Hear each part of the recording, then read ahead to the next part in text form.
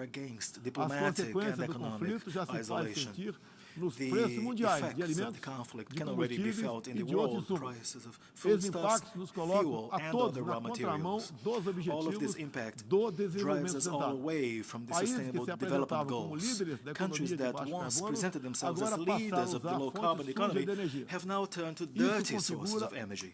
grave This retrocesso is a para o serious meio ambiente. setback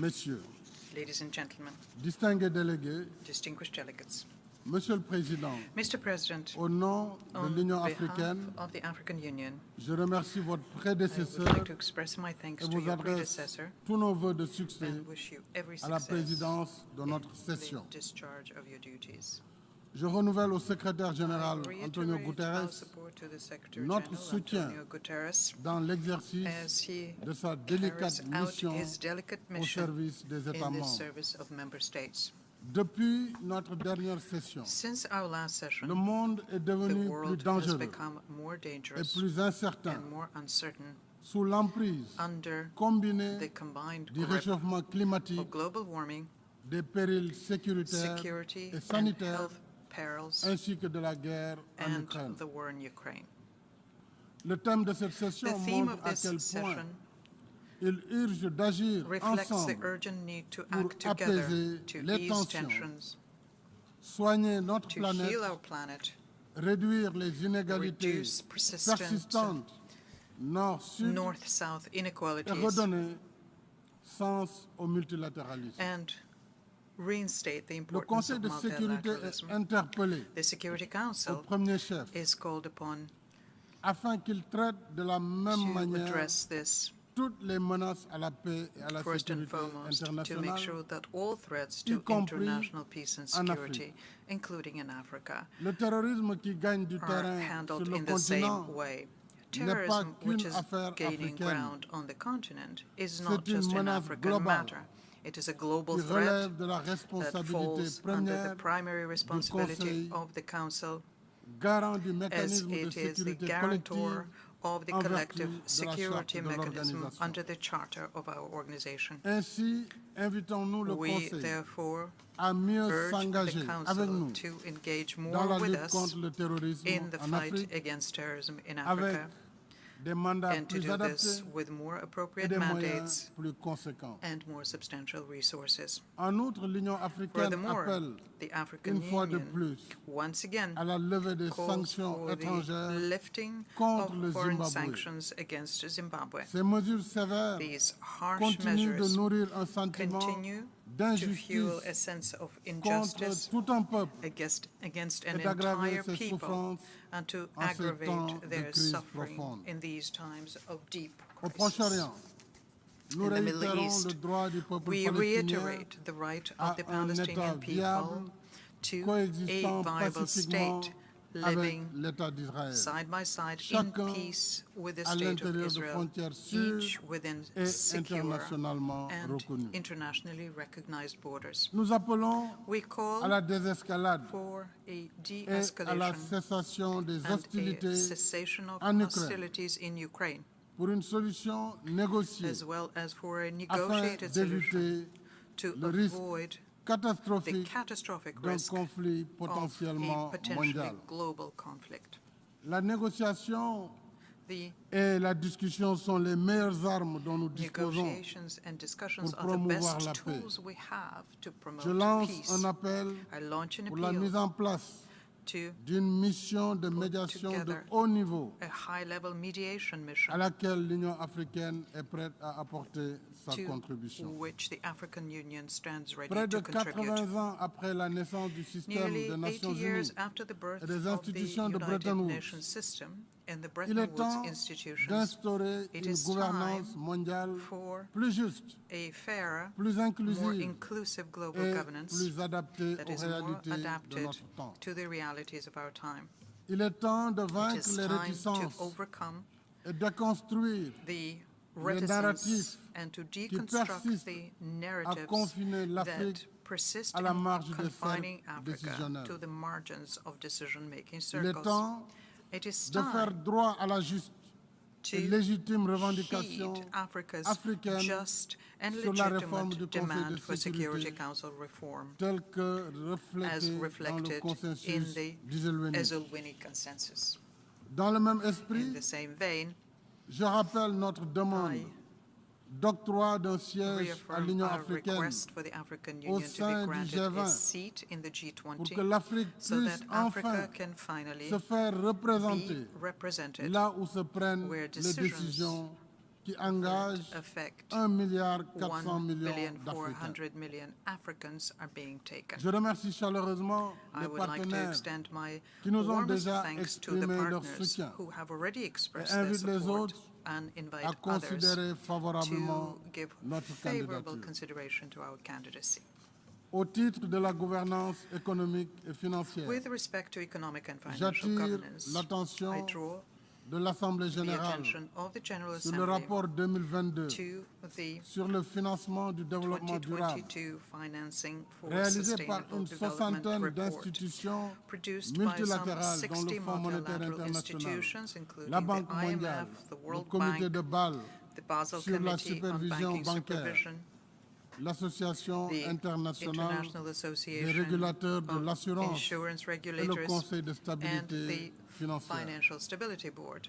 Ce rapport This report relève les insuffisances highlights dans les procédés shortcomings d'évaluation in the assessment des agences processes de notation of credit rating et agencies souligne and l'importance underlines d'appliquer the importance des méthodologies of transparentes transparent methodologies afin de ne pas so miner la as confiance not to dans les undermine notations. confidence in ratings. Nous sommes préoccupés We are par le concerned fait by the fact que la perception that du the risque en perception Afrique of risk continue in d'être Africa plus élevée que le continues risque to be réel, higher than the ce qui actual renchérit les risk, primes d'assurance which increases the et cost of pénalise la insurance premiums compétitivité and de nos undermines économies. the competitiveness of our C'est economies. pourquoi And this is why l'Afrique renouvelle Africa sa is proposition renewing its au proposal groupe de réponse à la to crise the mondiale sur Global Crisis l'alimentation, Response Group l'énergie et on les finances, food, energy and finance afin qu'il engage to engage en rapport avec le in G20, conjunction with the le FMI et la G20, Banque the IMF mondiale, and the World un Bank dialogue in a constructif constructive dialogue avec les agences de with the notation ratings agencies sur l'amélioration on de leurs improving méthodes their de working travail et d'évaluation. and assessment methods.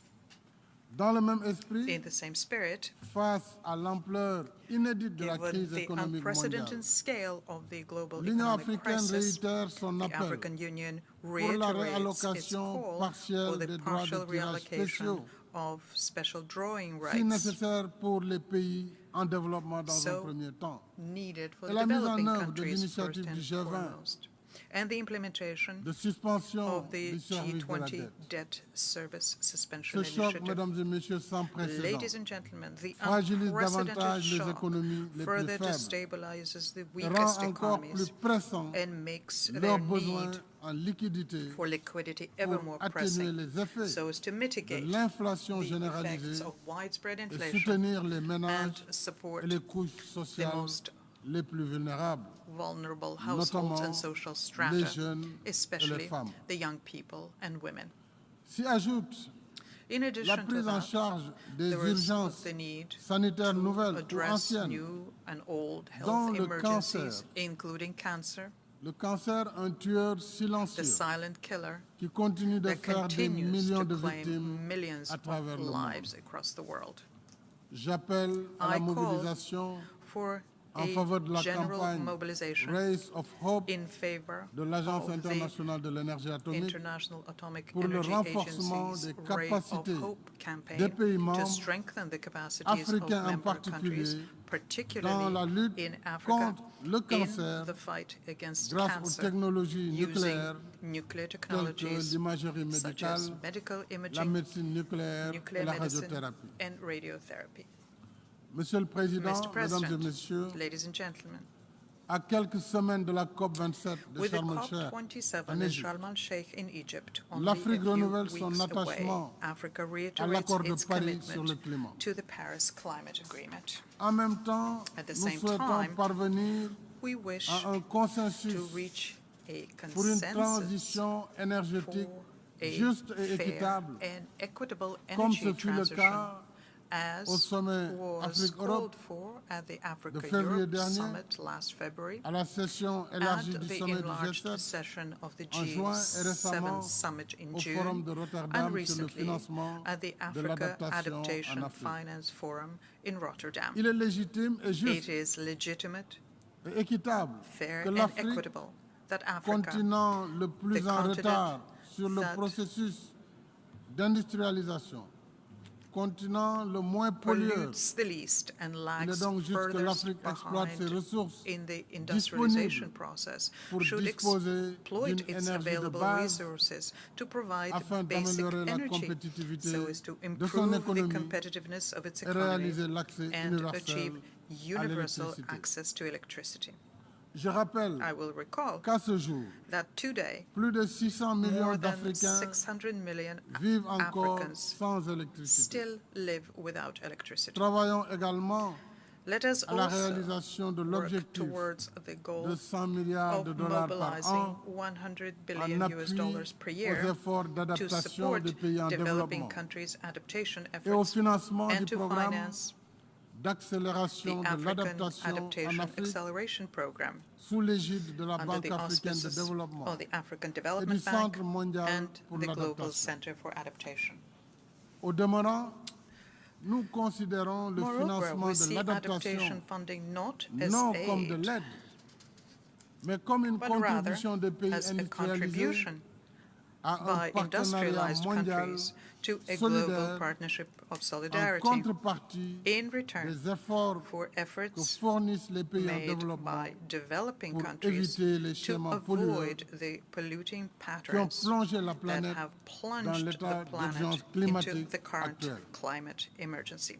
Monsieur le Président, Mr. President, au-delà des urgences over and conjoncturelles, above the current je suis emergencies, venu I porter have come le message to d'un convey the continent message of a continent déterminé à travailler determined avec to work tous ses with partenaires all of its partners dans une éthique in a relationnelle de relational dialogue ethic confiant of a et de respect dialogue réciproque. of confidence and trust and Je suis mutual venu dire respect. que l'Afrique I have come to say a assez that subi Africa has le suffered fardeau de l'histoire, enough of the burden qu'elle of ne veut history, pas être le that foyer it d'une does nouvelle not guerre want froide, to be the place mais of a plutôt new un Cold pôle War, de but stabilité rather a pole of et stability d'opportunité and ouvert opportunity à tous ses open to partenaires all of its partners sur une base on mutuellement a mutually bénéfique. beneficial basis.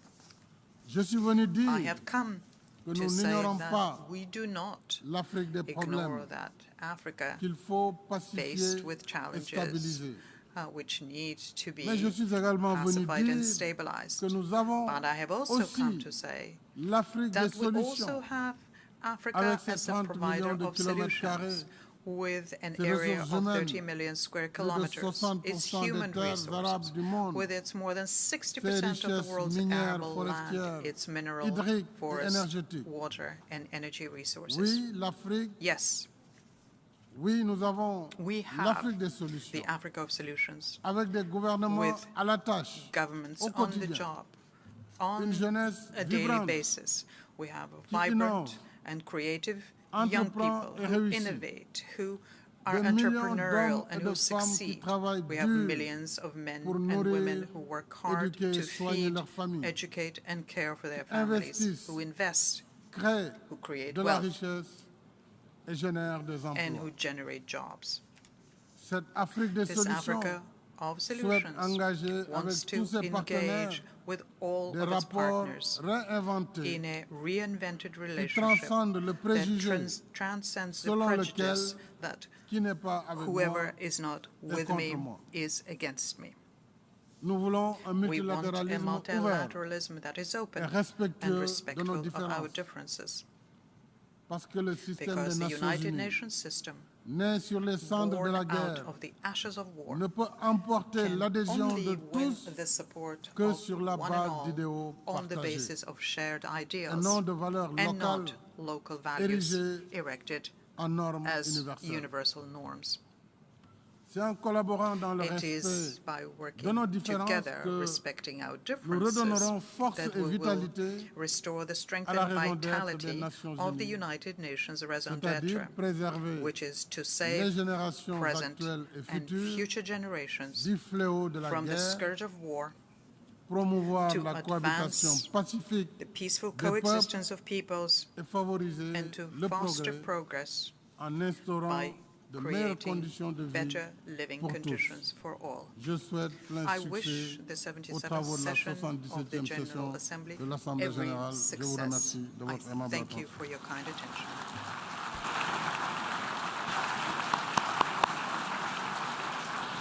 On behalf of the Assembly, I wish to thank the President of the Republic of Senegal for the statement just made, and I request the protocol to escort His Excellency. And the Assembly will hear an address by His Excellency Gabriel Boric Font, President of the Republic of Chile. I request the protocol to escort His Excellency. On behalf of the General Assembly, I have the honor to welcome His Excellency Gabriel Boric Font, President of the Republic of Chile, and to invite him to address the Assembly.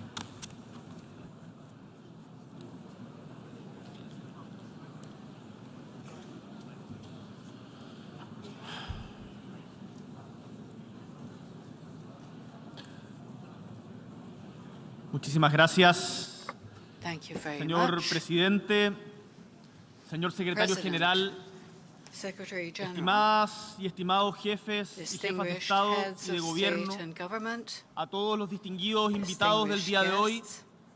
Es para mí un honor poder for me, estar con it is ustedes an en esta honor Asamblea to be General able to por be primera with vez. you at this General Assembly for the first time Vengo de today. I come from Que es un Chile, hermoso país a situado beautiful en el country, sur, en el extremo sur located de América, in the extreme south entre of la the cordillera de los Americas, Andes, que es la columna de between nuestro continente, the Andes y el mountain majestuoso e range, the imponente backbone Océano of the Pacífico. continent, and the Un majestic, país breathtaking que Pacific tiene una Ocean. geografía A diversa country with a y paisajes diverse conmovedores, geography and en stunning donde conviven landscapes, juntos where los cielos side más by claros side we have con los mares the más clearest tempestuosos, skies and the el stormiest desierto seas, más seco, the driest con desert ciudades hechas de lluvia. alongside cities El made pueblo of chileno, rain. como quizás algunos de ustedes conocen, The people of es Chile, trabajador y as you may solidario. know, is hardworking Gracias a su and esfuerzo, caring. hemos Thanks pasado to en algo más de our 2 siglos efforts, in just de over ser la 2 colonia más pobre de centuries, España en we América have gone a from ser being un país the coldest, independiente, libre, poorest soberano rather, y pujante. colony of Spain on the Un continent país to a con thriving, tremendas oportunidades independent, que hoy free, está sovereign a country. las puertas de un A desarrollo country with integral enormous y que opportunities, estamos trabajando today at que the sea para gates of todos, comprehensive no para unos development. And we are working for this Un país development to be que for quiere all, cobre y not just litio. for a few. Para la electromovilidad.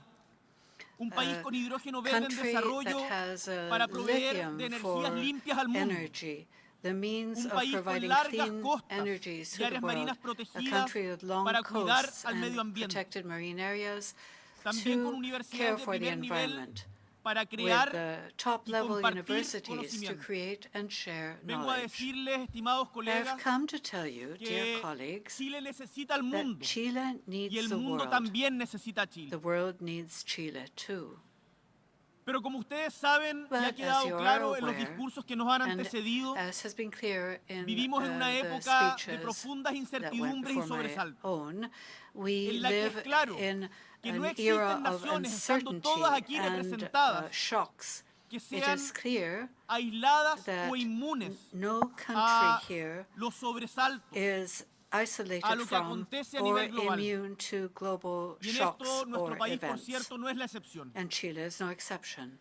Así, Thus, la guerra de agresión, la injusta guerra de agresión Russia's unfair desatada por war Rusia en of Ucrania, aggression on Ukraine, pueblo al que le expresamos a nuestra nation solidaridad, to which we express our empujó solidarity, al alza el precio de los pushed up combustibles fuel y prices causó and led to desabastecimiento de granos shortages y of grain and fertilizantes, fertilizer, causando with a un strong fuerte impact impacto en nuestra economía y on de seguro, our también economy, en las de muchos de ustedes. and certainly También, of many of your Y countries aunque as well. esto cueste a veces hablarlo, Also, la guerra although it comercial is entre Estados often Unidos y hard China, to discuss desatada en this, the 2018 trade bajo la war administración between the anterior de United Trump, States and China como that también la began under pandemia, the Trump administration in desestabilizaron la economía 2018 global and y the afectaron pandemic también la nuestra, como seguro destabilized the también la de global ustedes. economy, affecting both En our otra and dimensión, your economies. La crisis humanitaria en Venezuela, On another producto de level, ya the su humanitarian prolongada crisis crisis in política, Venezuela, which ha generado un flujo is a migratorio que product es of its inédito en extended nuestra political región y en crisis, nuestro país, has poniendo una generated presión an tremenda unprecedented flow sobre of nuestras migration instituciones in our y region nuestra and in sociedad. our country, putting enormous Por pressure último, on our society and Como institutions. seguramente muchos de Lastly, ustedes están viviendo, as many of you la crisis are climática afecta con particular fuerza a nuestro continente americano. A nuestro continente americano y también en particular al Caribe. Y a los sistemas de vida de nuestra gente. En Chile, de hecho, cumplimos con 7 de los 9 criterios de vulnerabilidad establecidos por las Naciones Unidas, por nosotros mismos. Áreas de borde costero de baja altura, zonas áridas y semiáridas, zonas de bosque, propensión a los desastres naturales, sequía y desertificación, zonas urbanas con contaminación atmosférica y ecosistemas montañosos. Sin embargo, nuestro país, como seguramente muchos de los de ustedes, muchos de los del sur global, produce y es responsable de una parte mínima, en nuestro caso, el 0,24% de las emisiones globales del efecto invernadero. Mientras los países de las economías más grandes del G20, como nos recordaba el secretario general, produce el 80% de los gases con efecto invernadero. Como resulta evidente, en estos días ningún país, sea grande, pequeño, humilde o poderoso, puede pretender salvarse solo. Mientras preparaba en mi país este discurso, pensaba cómo en medio de tantos discursos de seguro muy interesantes contando la realidad específica de cada país, podía aportar con un pequeño grano de arena a la construcción de un mundo más justo posible. Y consciente de que no soy quien para dar lecciones sobre cada uno de los problemas que vive el mundo convulso en el que habitamos, pensé que contarles nuestra experiencia reciente como país puede servir a quien quiera escuchar para sacar vuestros propios aprendizajes. Chile vive actualmente un intenso proceso político. Hace casi 3 años debimos hacer frente a una grave crisis política y social. Durante aquellos días, una gran mayoría de chilenas y chilenos manifestó su malestar frente a la desigualdad y los abusos, su indignación frente a las largas esperas para recibir atención en la salud pública, su hastío frente a las millonarias deudas por estudiar, su rechazo a las pensiones de miseria después de largos años de trabajo. Es quizás una historia conocida para muchos de ustedes. Pensions that are a mere pittance after long years of work. Se cumplirán 50 años In a few months, we will celebrate 50 years since President Salvador Allende, who spoke to this very assembly, from this very podium, about the major social and political changes that Chile was going through at a time. Chile is a country that has, for a long time, sought the path towards dignity. And although during the democratic governments of the past 30 years, there was a remarkable decrease in poverty and progress on the social front, it is undeniable that the Chilean development model has kept a high concentration of wealth, leading us to be, and this is painful, one of the most unequal countries in the world.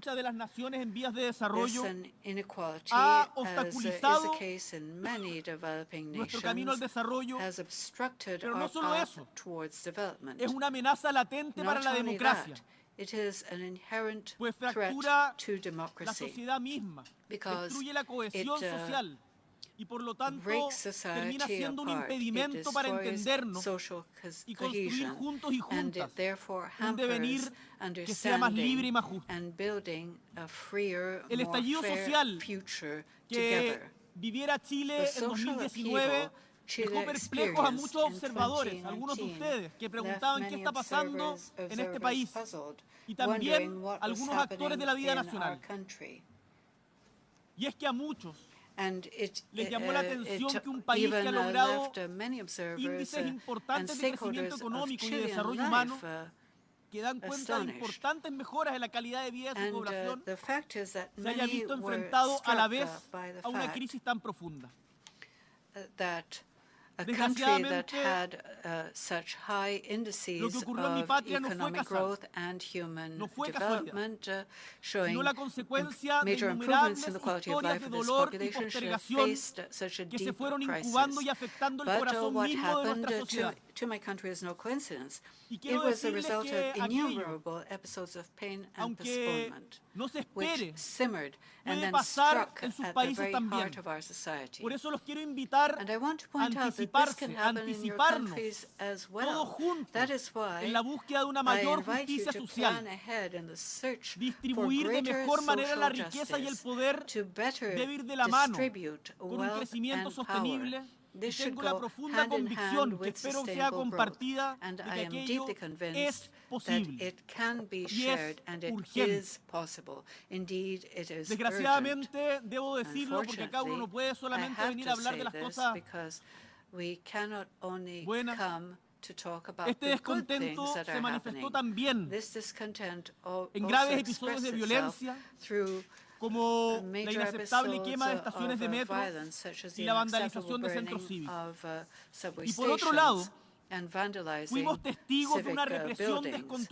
And we also witnessed an uncontrolled level of repression, which led to deaths, injuries, and over 400 people were victims of eye injuries, which was a result of state action, which is, from the point of view of our government and of international organizations, a severe violation of human rights, which must estimados colegas, una larga historia de injusticias la que se expresó en nuestro país en diciembre it must be made up for. This long history of injustice, pero también, y esto es lo lindo, found de its cómo las voice in historias October son of más largas que nosotros 2019. mismos, But also, quienes and hoy this día is a ocupamos good estos thing puestos, about it, the también long fue la historia history larga de la movilización ciudadana y las luchas sociales.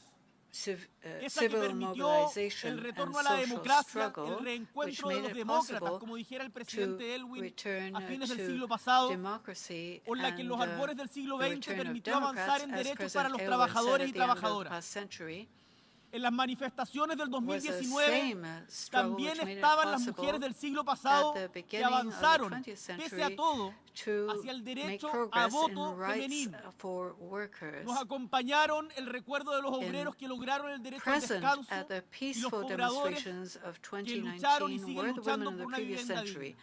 who made Son todas progress esas memorias in y gaining luchas the right sociales to vote, the las que estuvieron workers presentes.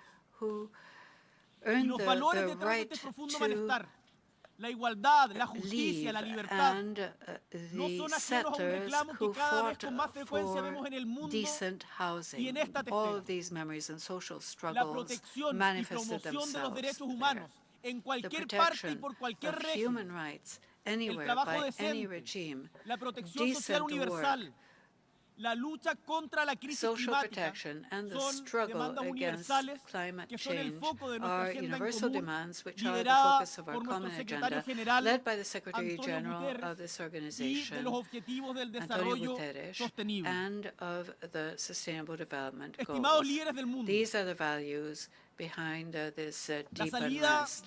para caminar Equality, en la solución justice, pacífica y and democrática de la crisis que vive nuestro país Distinguished leaders of the fue world, un acuerdo importante entre las the way principales fuerzas forward políticas to the que permitió la elaboración de una ruta peaceful, hacia la redacción de una nueva democratic constitución, resolution of the crisis una que fuera our capaz country de sentar las experienced was bases an de un nuevo agreement contrato social. between the Esta ruta, major political forces which impulsada made por it la possible sociedad to chilena draw up desde la a protesta y la lucha roadmap social, towards drafting a y new encauzada constitution, políticamente one por which made it diversas possible to instituciones, establish the basis of a new fue refrendada social por un contract, plebiscito de entrada making en a donde democratic un response 80%, possible un 80% to the de los demands votantes se of manifestó the a favor de una citizens. nueva constitución This escrita por un road órgano especialmente opened electo by para aquello. Chilean society Y el through desafío protest and no es social menor. struggle, and Consiste en then lograr, como politically nunca antes channeled en by the nuestra various historia, una institutions, constitución was democrática, escrita con participación ciudadana, expressed through con participación de los plebiscite pueblos in indígenas October y 2019, con where 80% paridad of entre voters hombres y spoke in mujeres. favor of a new written Una constitution constitución para by a todos y specially todas, elected pero body to también do so. hecha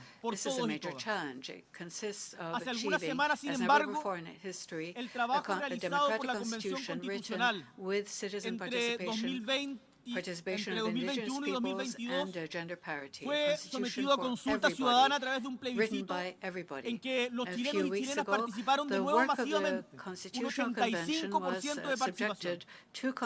Y en este evento electoral, los ciudadanos rechazaron de manera clara la propuesta, por un 62 contra un 38%, por lo que hoy como país estamos buscando nuevas fórmulas para construir ese lugar de encuentro entre todos los chilenos y chilenas.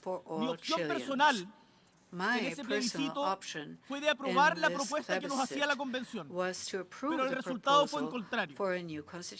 Algunos han querido ver el resultado del plebiscito como una derrota del gobierno.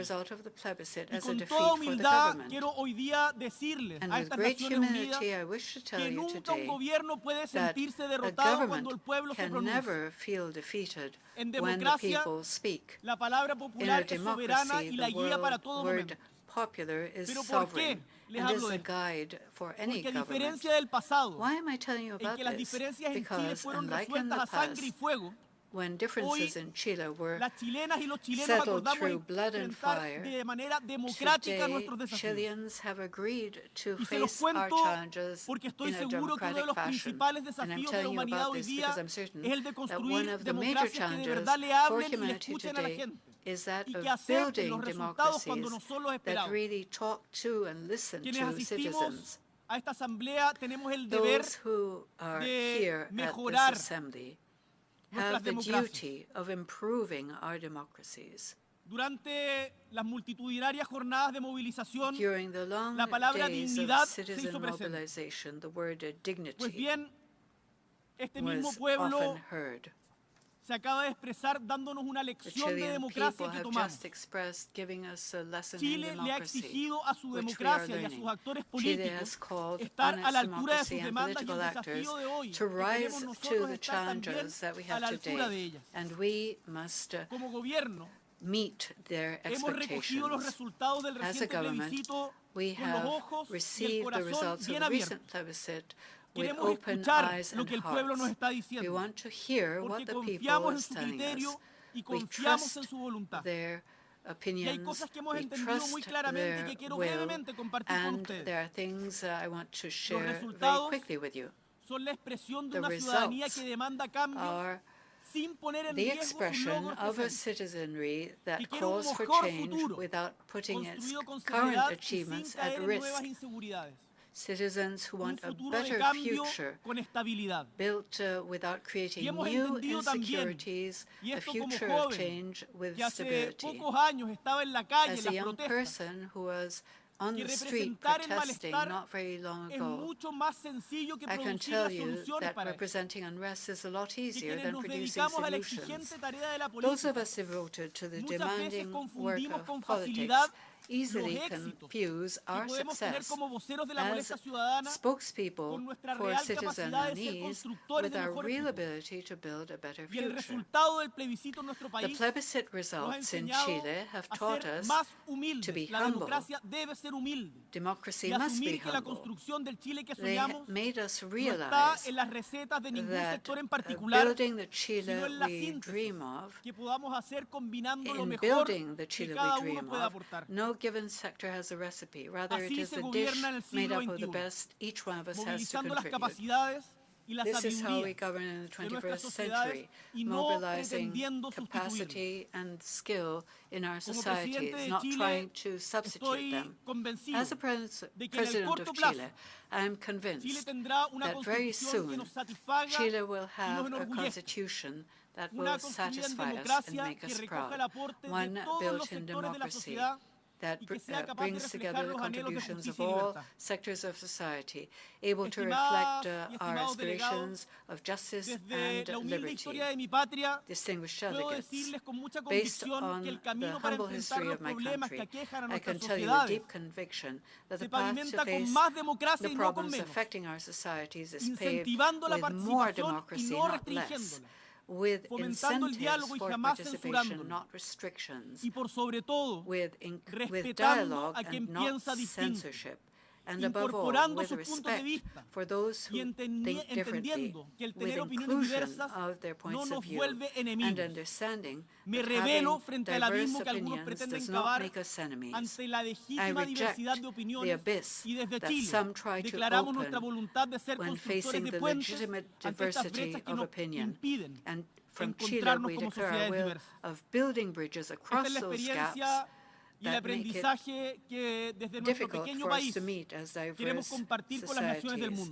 This is what we wish to share as a small country with the nations of the world.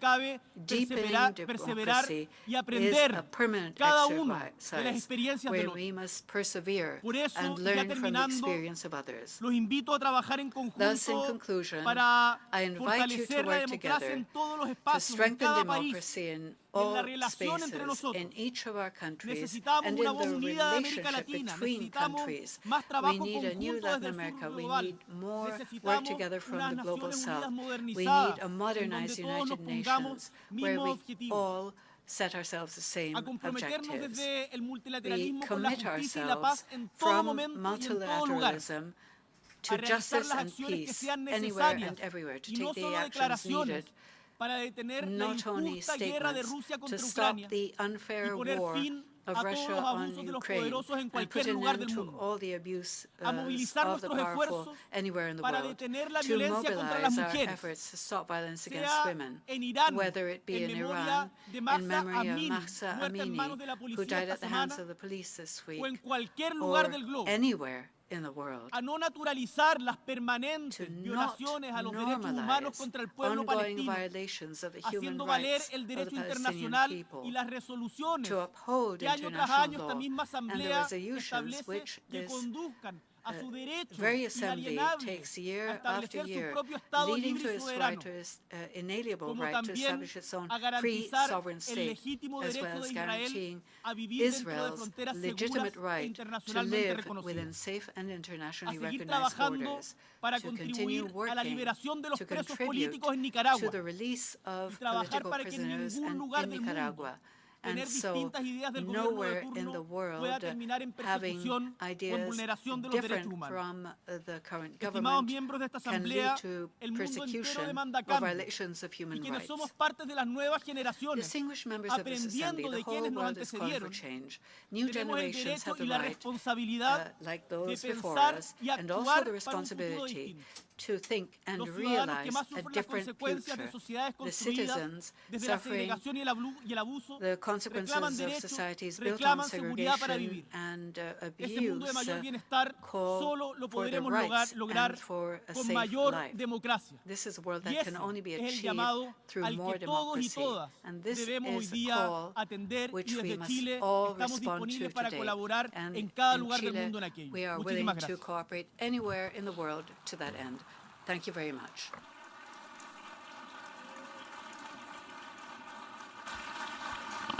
On behalf of the Assembly, I wish to thank the President of the Republic of Chile for the statement just made, and I request protocol to escort His Excellency. The Assembly will now hear an address by His Majesty King Abdullah II Ibn al-Hussein, King of the Hashemite Kingdom of Jordan. I request protocol to escort His Majesty. On behalf of the General Assembly, I have the honor to welcome His Majesty King Abdullah II Ibn al-Hussein, King of the Hashemite Kingdom of Jordan, and to invite him to address the Assembly. Bismillah ar-Rahman ar-Rahim. Mr. President, Mr. Secretary General, Your Excellencies, we meet today in this General Assembly as the alarm bells ring all around us. Numerous crises batter our world, crises that are increasingly interlocked. Regional conflicts with international impact, devastating climate change, pandemic disruptions, extremist violence, spiraling inflation, looming recession, and for all too many around the world, the growing reality of hunger. Developing countries have been hardest hit. Is this the future we will leave to the generations yet to come? We must deliver a different world, a world of expanded horizons, a more equitable world, sustainable economic growth, exciting new opportunities, and more and better jobs, and the inclusive peace for prosperity in which all people can thrive. To reach these goals, our countries must unite behind effective, collaborative action. The question now is, will we have the vision and determination to get the job done? Consider the climate crisis. No country can heal our injured Earth alone. We need global partnerships that can create real change. And Jordan is part of these efforts. We have been building strong partnerships to manage and sustain vital water resources. And we see more opportunities to work with partners to preserve precious World Heritage sites and natural wonders. The unique Dead Sea, the sacred Jordan River, and the resilient coral reefs of the Gulf of Aqaba, which are all threatened by climate change. Food security is another global priority. Hundreds of millions of people go to bed hungry, and the numbers are rising. How can parents raise healthy children? How can students learn? How can workers do their best when they are hungry and hopeless? Since the beginning of the pandemic, and now with the crisis in Ukraine, global supply chains have been disrupted. Many well-off countries experienced empty food shelves for the first time in living memory. They are discovering a truth that people in developing countries have known for a long time. For countries to thrive, affordable food must get to every family's table. On a global level, this demands collective measures to ensure fair access to affordable food and speed the movement of staples to countries in need. My friends, sustainable, inclusive economic growth has too often been a victim of global crises. But it can also be a defense that strengthens us to endure the storms. In my region, we are looking to build integrated partnerships that tap the capabilities and resources of each of our countries for the benefit of all. We see regional resilience pacts coming together to stimulate fresh opportunities and growth. Jordan has established multilateral partnerships with Egypt, Iraq, the UAE, Saudi Arabia, Bahrain, and others in the region to capitalize on these opportunities. Our country is a bridge for regional partnerships and cooperation, international crisis response, and humanitarian action. Jordan has always been a source of regional stability, as well as a refuge for those in need. In this context, let me say a word about refugees and the communities which host them. In 2012, I came before the 67th General Assembly and spoke for the first time about the Syrian refugee flow and its pressure on Jordan's scarce resources. At that point, 200,000 Syrians had sought refuge in our small country. Today, 10 years later, we host more than 1.3 million. Meeting the needs of these and other refugees is an international responsibility, and host countries look to the international community to honor its commitments. My friends, for decades, the Middle East has been synonymous with conflict and crisis. But we are hopeful that a newfound spirit of collaboration can and make our region an exemplar of resilience and integration. Though politics may sometimes fail our world, one absolute remains. Always put people first. To keep hope alive for all peoples means rising above politics to ensure every individual's prosperity. Such efforts will be fruitless if they are exclusionary. Inclusion of the Palestinian people in regional economic projects should be an integral part of our efforts. In the Palestinian-Israeli conflict, peace continues to be elusive. Neither war nor diplomacy has held the answer to this historic tragedy. It is the people themselves, not politics and politicians, who will have to come together and push their leaders to resolve this. What would our world look like now if the conflict had been settled long ago? If walls had never gone up and people had been allowed to build bridges of cooperation instead? What if extremists had never been able to exploit the injustices of occupation? How many generations of youth could have grown up in the optimism of peace and progress? As we continue our efforts to achieve peace, we must not abandon refugees. This year, the General Assembly will vote on renewing UNRWA's mandate. The international community should send a strong message of support for the rights of Palestinian refugees, ensuring that Palestinian refugee children have schools to go to and access to appropriate medical care. My dear friends, a founding UN principle is the right to self-determination for all peoples. The Palestinian people, with their resilient national identity, cannot be denied this right. And the road forward is the two-state solution, in accordance with UN resolutions, a sovereign, viable, and independent Palestinian state on the 4th of June 1967 lines, with East Jerusalem as its capital, living side by side with Israel in peace and security and prosperity. Today, the future of Jerusalem is an urgent concern. The city is holy to billions of Muslims, Christians, and Jews around the world.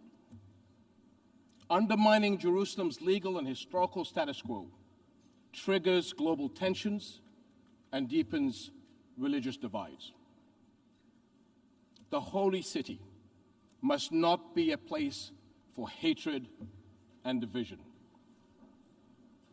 As custodians of Jerusalem's Muslim and Christian holy sites, we are committed to protecting their historical and legal status quo and to their safety and future.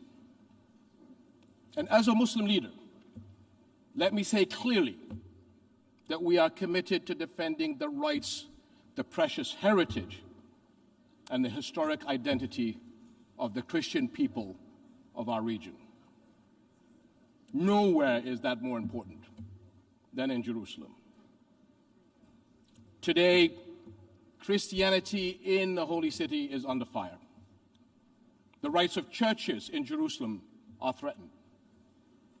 This cannot continue. Christianity is vital to the past and present of our region and the Holy Land. It must remain an integral part of our future. Distinguished delegates, we can weather the most serious crises if we join together. Let us here in this General Assembly honor our shared interests in a brighter future, a future of dignity and hope that brings new opportunities for all our peoples. And let us not ignore the alarm bells ringing around us. We must act. Thank you.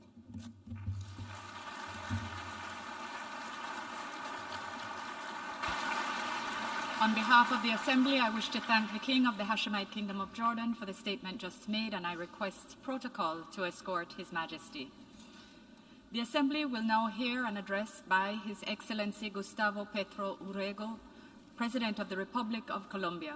I request protocol to escort His Excellency. On behalf of the General Assembly, I have the honor to welcome His Excellency Gustavo Petro Urrego, President of the Republic of Colombia, and to invite him to address the Assembly. Presidente de la Asamblea General de la Organización de Naciones Unidas, Chava Kurochi, Secretario General de las Organizaciones de las Naciones Unidas, Antonio Guterres, excelentísimos señores, jefes de Estado y jefes de misiones acreditados ante la versión número 77 de la Asamblea General de las Naciones Unidas, Vicesecretaria General de la Organización de las Naciones Unidas, Amina Mohamed, a todas y todos. Vengo de uno de los 3 países más bellos de la Tierra. Allí hay una explosión de vida. Miles de especies multicolores en los mares, en los cielos, en las tierras. Vengo de la tierra de las mariposas amarillas y de la magia. Allí en las montañas y valles de todos los verdes, no solo bajan las aguas abundantes, not only are there abundant waters, there are also floods of Vengo de blood. un país de belleza I come ensangrentada. from a country of blood-stained Mi país beauty. no solo es bello, My country, allí también hay Colombia, is violencia. not only beautiful, it is also violent. No, ¿cómo puede conjugarse la How violencia con la can muerte? violence and beauty exist side by side? How can the biodiversity of life intertwine with the dances of death and horror? Who is responsible for breaking the charming spell with terror? Who or what is responsible for suffocating life in the routine decisions of wealth and interest? Who is leading us to destruction as a nation and as a people?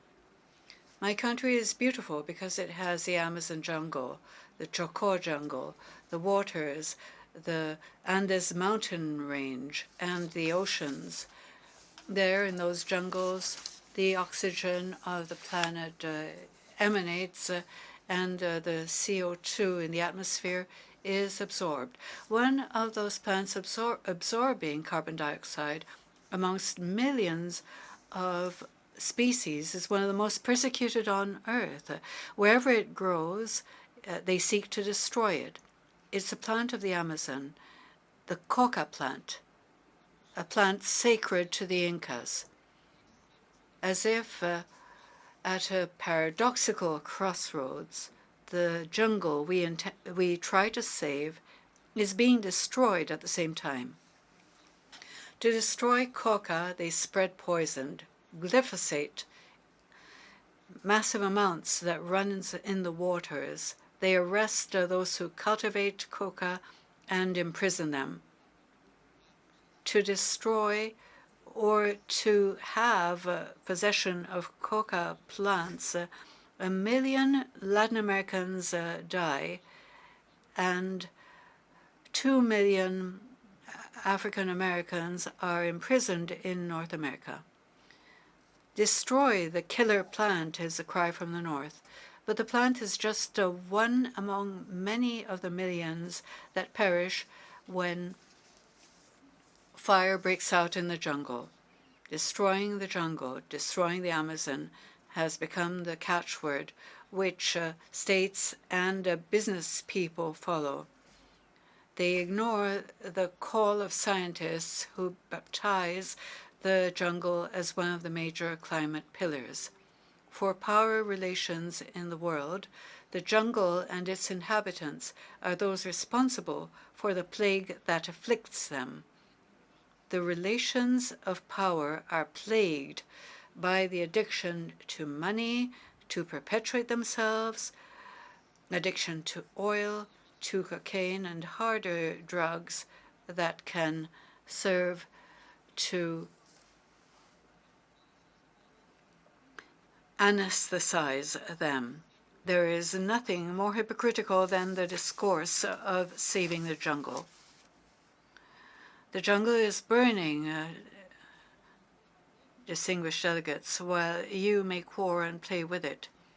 The jungle, the climate pillar of the world, is disappearing along with all of its life. The enormous sponge absorbing planetary carbon dioxide is evaporating.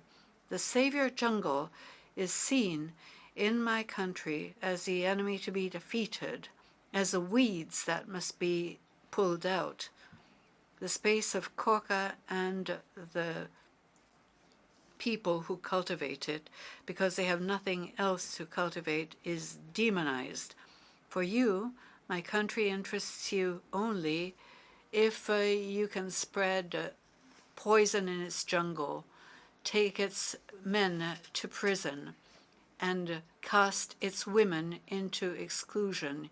You are not interested in the education of children, but rather in killing their jungle, extracting the carbon and the oil from it. The sponge that absorbs poison is useless. You prefer to spread more poison into the atmosphere.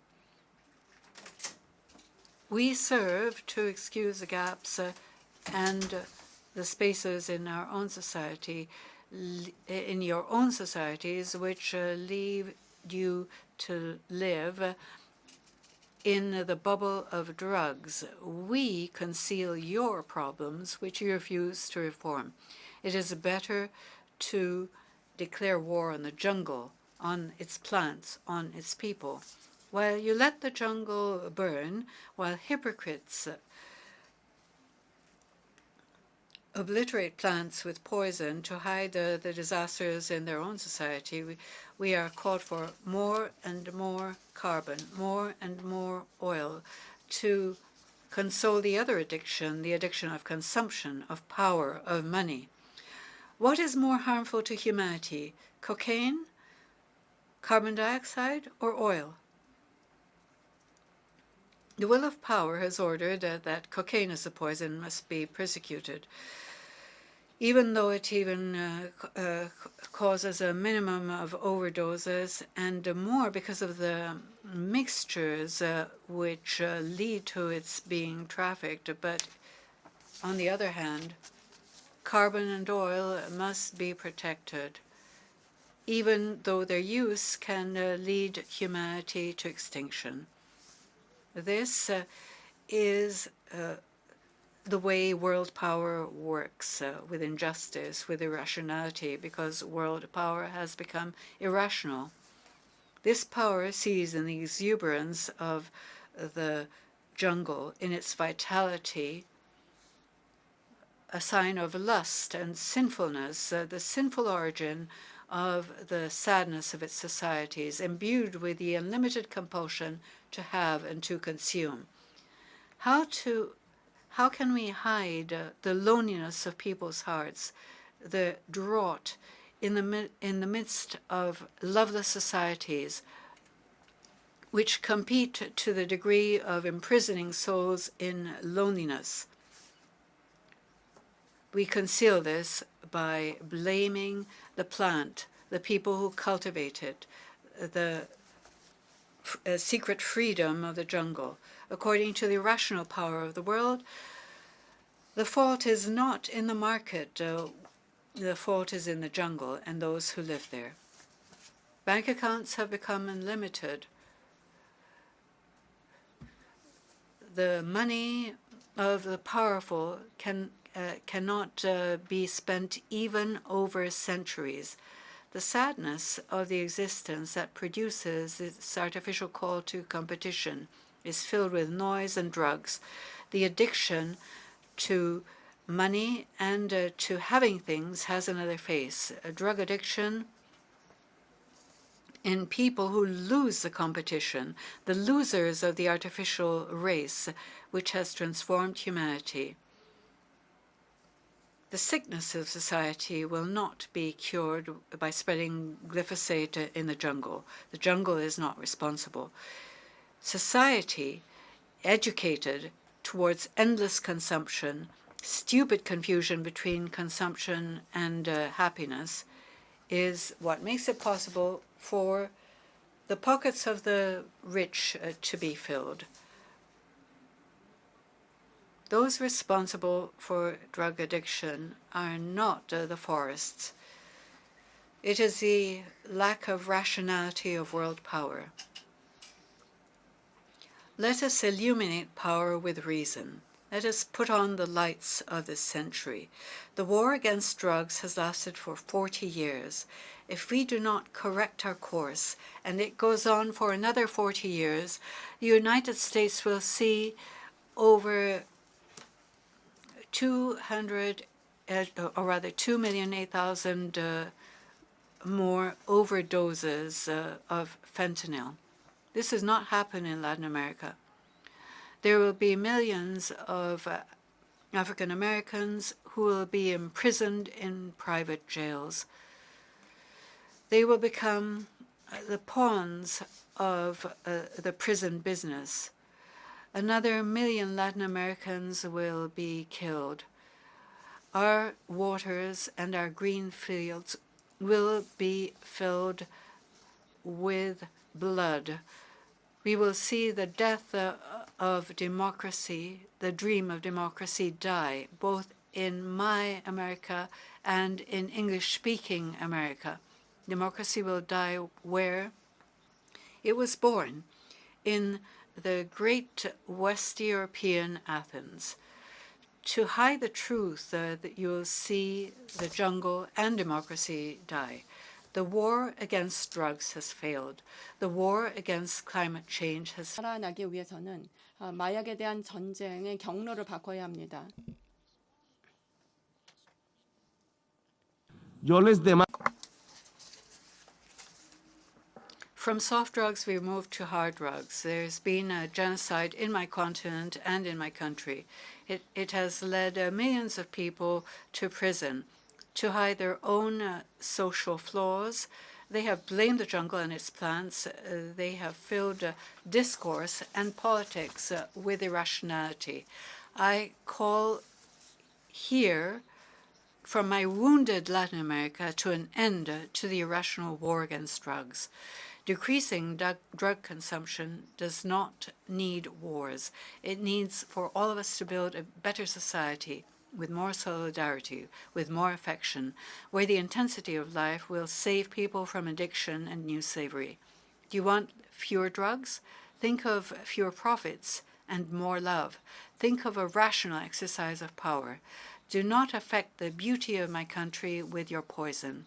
Help us without hypocrisy to save the Amazon jungle, to save the life of humanity on Earth. You brought together the scientists, and they spoke reasonably. With mathematics and climate models, they said that the end of the human species was upon us, that the time left to us is not even millennia, not even centuries.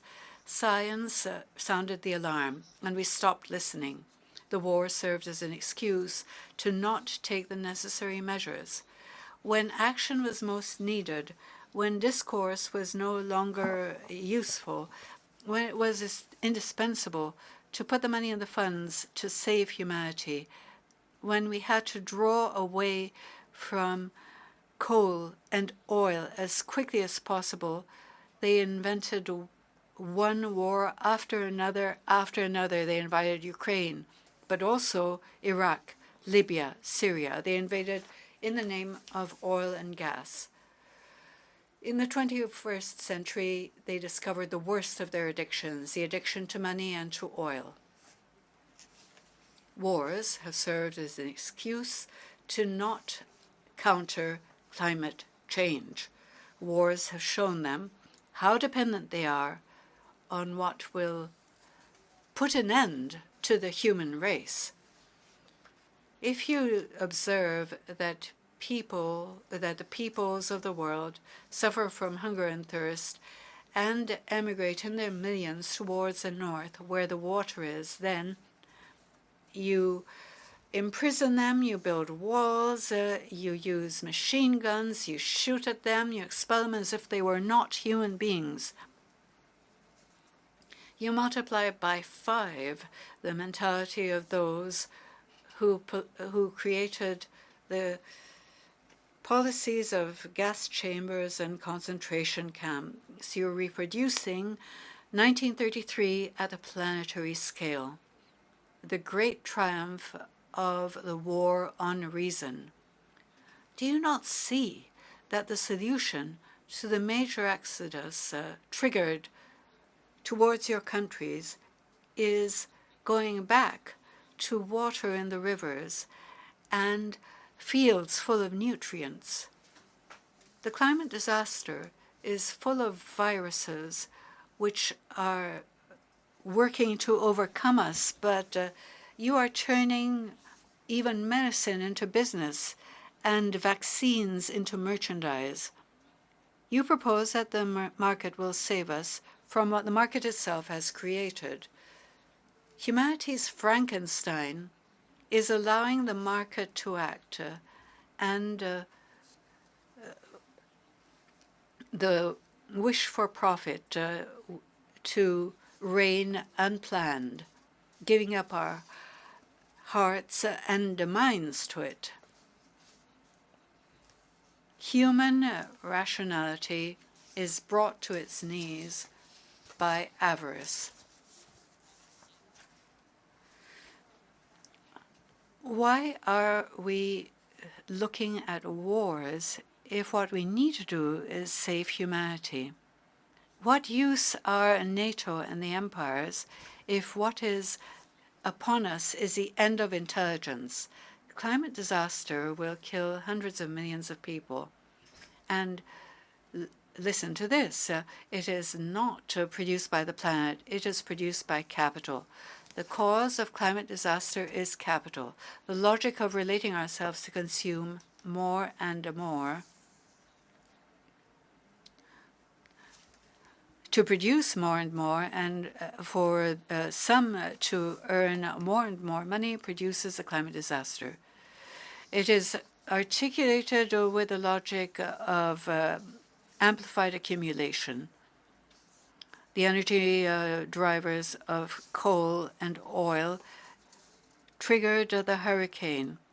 The change in the atmosphere is increasing the deep and potentially mortal.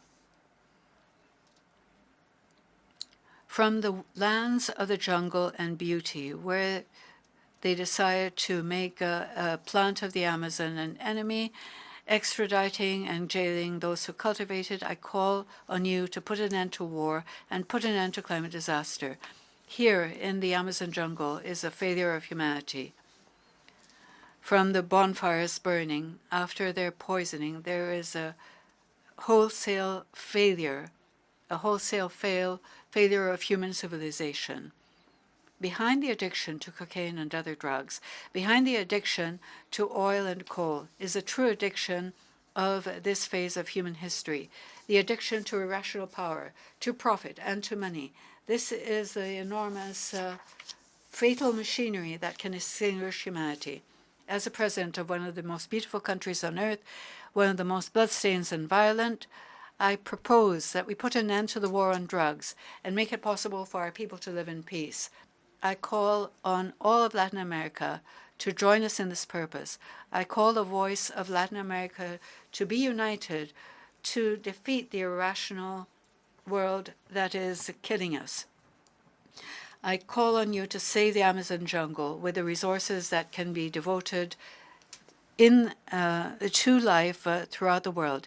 If you do not have the ability to finance the fund to revitalize the jungle, if it is more important to devote money to weapons than to life, then let's reduce external debt to release our own state budgets so we can carry out the task of saving humanity and life on the planet. We can do it if you don't want to. All we have to do is exchange debt for life, debt for nature. I propose this and I call from Latin America to do this. Let us dialogue to put an end to war. Do not put pressure on us to go to war. It is time for peace. Let the Slavic people talk to each other. Let peoples of the world talk to each other. War is only a trap which draws us closer to the time of to the end of time in the great orgy of irrationality. From Latin America, we call on Ukraine and Russia to make peace. Only in peace can we save life on this earth. There is no peace without social, economic, and environmental justice. We are at war with the planet too. Without peace with the planet, there will be no peace between nations. With no social justice, there is no social peace. Thank you for your kind attention. On behalf of the Assembly, I wish to thank the President of the Republic of Colombia for the statement just made, and I request protocol to escort His Excellency. The Assembly will hear an address by His Excellency Recep Tayyip Erdogan, President of the Republic of Turkey. I request protocol to escort His Excellency. On behalf of the General Assembly, I have the honor to welcome His Excellency Recep Tayyip Erdogan, President of the Republic of Turkey, and to invite him to address the Assembly.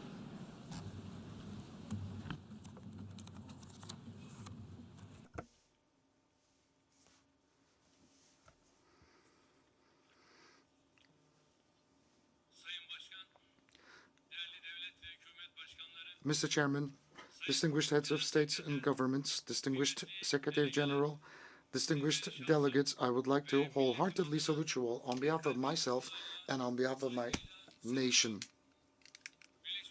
I hope and pray that the 77th General Assembly of the United Nations will yield the most auspicious results for our countries and for the entire human race. I also would like to congratulate Mr. Csaba Kőrösi for having assumed the chairmanship of the General Assembly. And the theme of the General Assembly, which is Turning Point for Transformative Solutions to Intertwined Challenges, appears to be very accurate. This is the time when we are holding this meeting at the exact time when we're trying to sort out many challenges on a global scale. One of the biggest lessons we had learned out of the pandemic was to establish international solidarity in the resolution of global threats. As Turkey, during the pandemic, without any discrimination, we have managed to provide humanitarian aid to more than 161 countries and 12 international organizations, and we have provided Turcovac, which is our national and local vaccine, to the service of the entire human race. And last year we had ratified the Paris Agreement in order to showcase how resolved we are to fight climate change. In the year 2053, we are aiming to become a zero-emission country. And we had held the 16th Conference of Parties in Istanbul for the UN Convention for the Protection of Biodiversity, and we have shown how much we were willing to become pioneers in fighting against climate change. Because of the problems created by the pandemic in the supply chain, the global economy was impacted heavily. And with the addition of Russian-Ukrainian crisis, we are experiencing a new wave of shock. The prices for energy, the food, and raw material is increasing, thus creating an enormous pressure of inflation, and it is having a significant ramification upon the global economies and social welfare. These developments have proven once again as to how important energy supply security is. And as Turkey, ever since the beginning, we have been focusing on energy not as an issue of competition, but an area for cooperation. Right next to our need, we have revived many projects which would support energy security not only in our region, but also on a global scale. And with the recent developments, our stance had been confirmed. The process that we're going through has also risked food supply security. This is the 21st century, and we have reached the highest extents of financial and technological opportunities. However, in this day and age, still 1/5 of the world is crippled in the hands of poverty and hunger. With the recent developments, the world was aiming to reach zero poverty and hunger in the year 2023 as a part of the Sustainable Development Goals, but it seems like we are getting away from our prospective achievements. This is the day and age where we need to shed a light on our path, and that can only be possible through international cooperation and solidarity, and we need to assume a just and fair approach towards one another. Against the challenges that identify our common fate, we need to move together. As Turkey, we are willing to showcase this will, as we have done during the pandemic and during the crisis of climate change. Also, we have proven our stance while we were fighting against the crisis created as a result of the Russian-Ukrainian conflict. The Ukrainian conflict is exceeding the 7th month threshold. And we think that the war will never have a triumph, and a fair peace process will not have a loser. This is important because we are always underlining the significance of diplomacy in the settlement of the disputes through dialogue once and for all. That's why we got together the parties in Antalya Diplomacy Forum and then in Istanbul to become facilitators in a reconciliation process.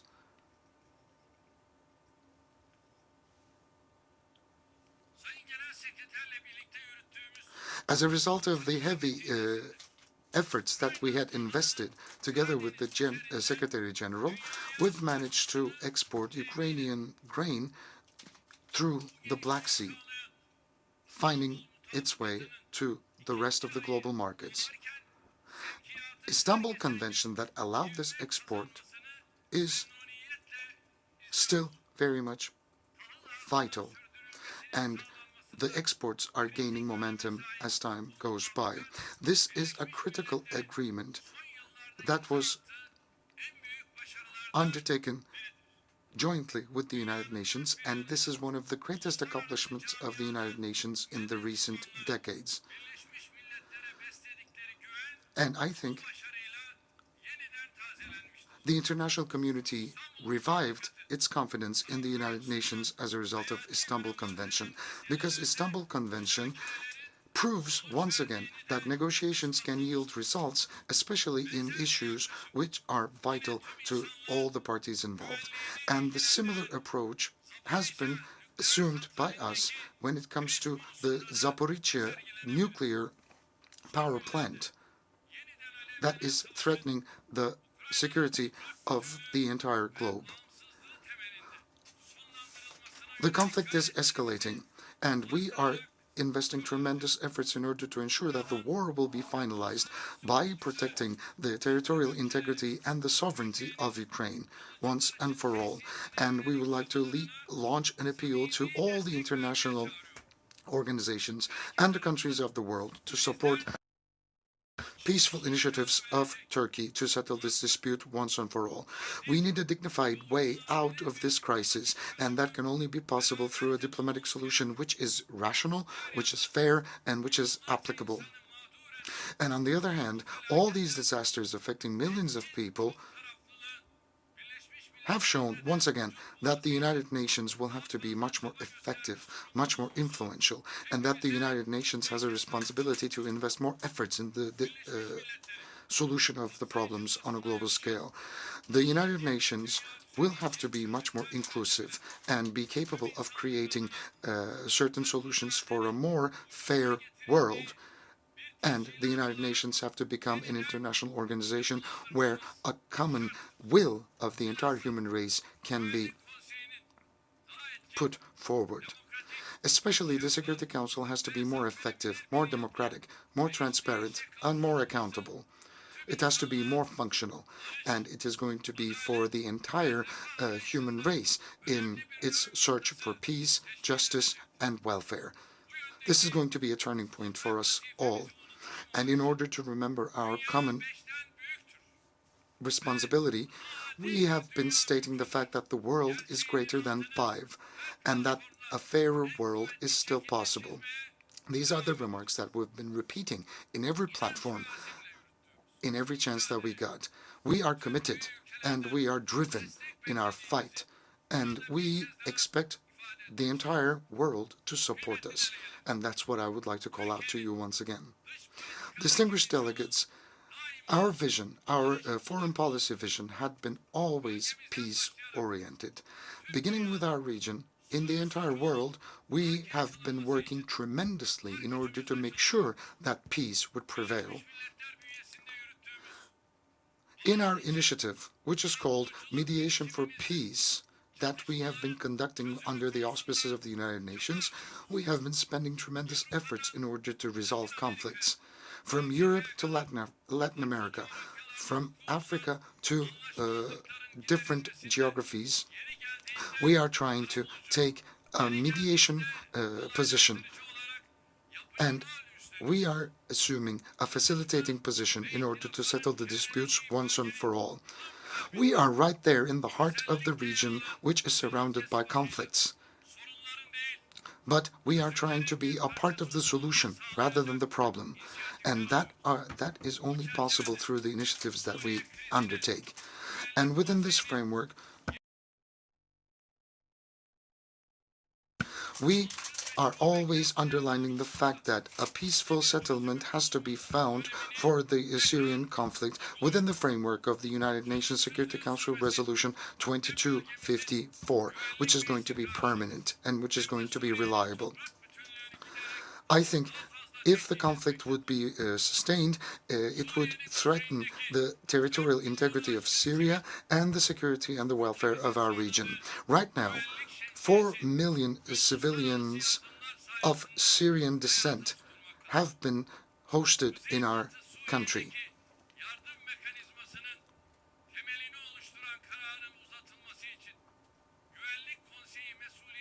I think the Security Council will have to assume a responsibility in order to extend the decision which is supporting the help mechanism which was established in the northern west of Syria. We are fighting against terrorist organizations such as PKK and its offsprings, which are imposing a great and a clear threat upon our Turkey and our security forces. This terrorist organization is changing its name on a continuous basis, and it's trying to legitimize itself. And we have to call out to the global forces to stop weaponizing these terrorist organizations and to stop making the same mistakes of the past. We are powerful enough to take all the measures against terrorism, and that is an information that I need to remind you of once again. And we will never shy away from fighting against terrorism, and we will always be very resolved in taking necessary measures in order to combat terrorism. We are trying to do everything we can within our capability in a very sincere fashion to ensure that our Syrian brothers and sisters will be able to go back to their countries in a dignified, safe, and a secure fashion. We are trying to ripen the conditions so that the civilians fleeing war can go back to their own motherlands. And in order for them to lead a dignified life, we are building 100,000 briquette homes in several parts of Syria, so that they can seek refuge there. A vast majority of these 100,000 brick homes have already been completed, and they have been handed over to their owners. And we have started our preparations in order to build an additional 200,000 housing units so that 1 million Syrians will be able to go back to their homelands. In secure zones, in safe zones, in a total of 13 different centers, and in rural areas, these projects will be completed, and we need the international support in order for that to be possible. Within this project, we need everybody to show serious and a committed solidarity and commitment. The irregular migration, the refugee crisis, is not to be solved through leaving them to demise, through building walls on the borders, and through collecting them in refugee camps. We can only solve this problem through efforts that put the humans and the human life at the core. When that is the situation, we can clearly see that the Greeks are becoming much more tyrant towards the refugees around the Aegean Sea and the Eastern Mediterranean. As Turkey, we don't want to see the bodies of babies such as Aylan to be washed ashore. But at the same time, Greece is unfortunately pushing back these refugees in an illegal fashion, in a very tyrant fashion, turning the Aegean into a graveyard for refugees. Last week, a 9-month-old, a baby called Asım, and a 4-year-old Abdul Wahab have lost their lives because that the Greek Coast Guard forces sank their boats. And I think it's nighttime for Europe and for United Nations and other international organizations to say, stop, enough to such crimes, which are crimes against humanity. Another neighbor of us, which is Iraq, we are trying to invest tremendous efforts in order to make sure that peace and prosperity can be established there as well. We want a political reconciliation to be established and a unity to be formed within the framework of an Iraqi identity. For prosperity to be sustainably established in Iraq and to stop terrorist organizations' abuses in Iraq, we have to move together. But of course there are terrorist organizations which are abusing the instability in Iraq, and we will never stop fighting against the actions of the terrorist organizations against Turkey deriving from Iraq. As I have said over this platform multiple times, we are going to fight against terrorism without any discrimination. We are going to be able to get triumphant through a committed, a sincere solidarity. Regardless of their names, we are going to fight back terrorism in all forms and in all shapes. And we want our allies, we want our friends to provide us with the solidarity and the commitment that we need. And it's a natural right for us to expect that. The terrorist organizations and tyrant regimes, instead of them, we want you to cooperate with us. We want to forge a solidarity with us in order to contribute to the stability, to the peace, and to the welfare of our entire region and the entire world. And we are ready to work with you. Distinguished delegates, from the point of view of the security of the world, there's something that we need to focus on, which is the Northern Africa and Eastern Mediterranean. And within that framework,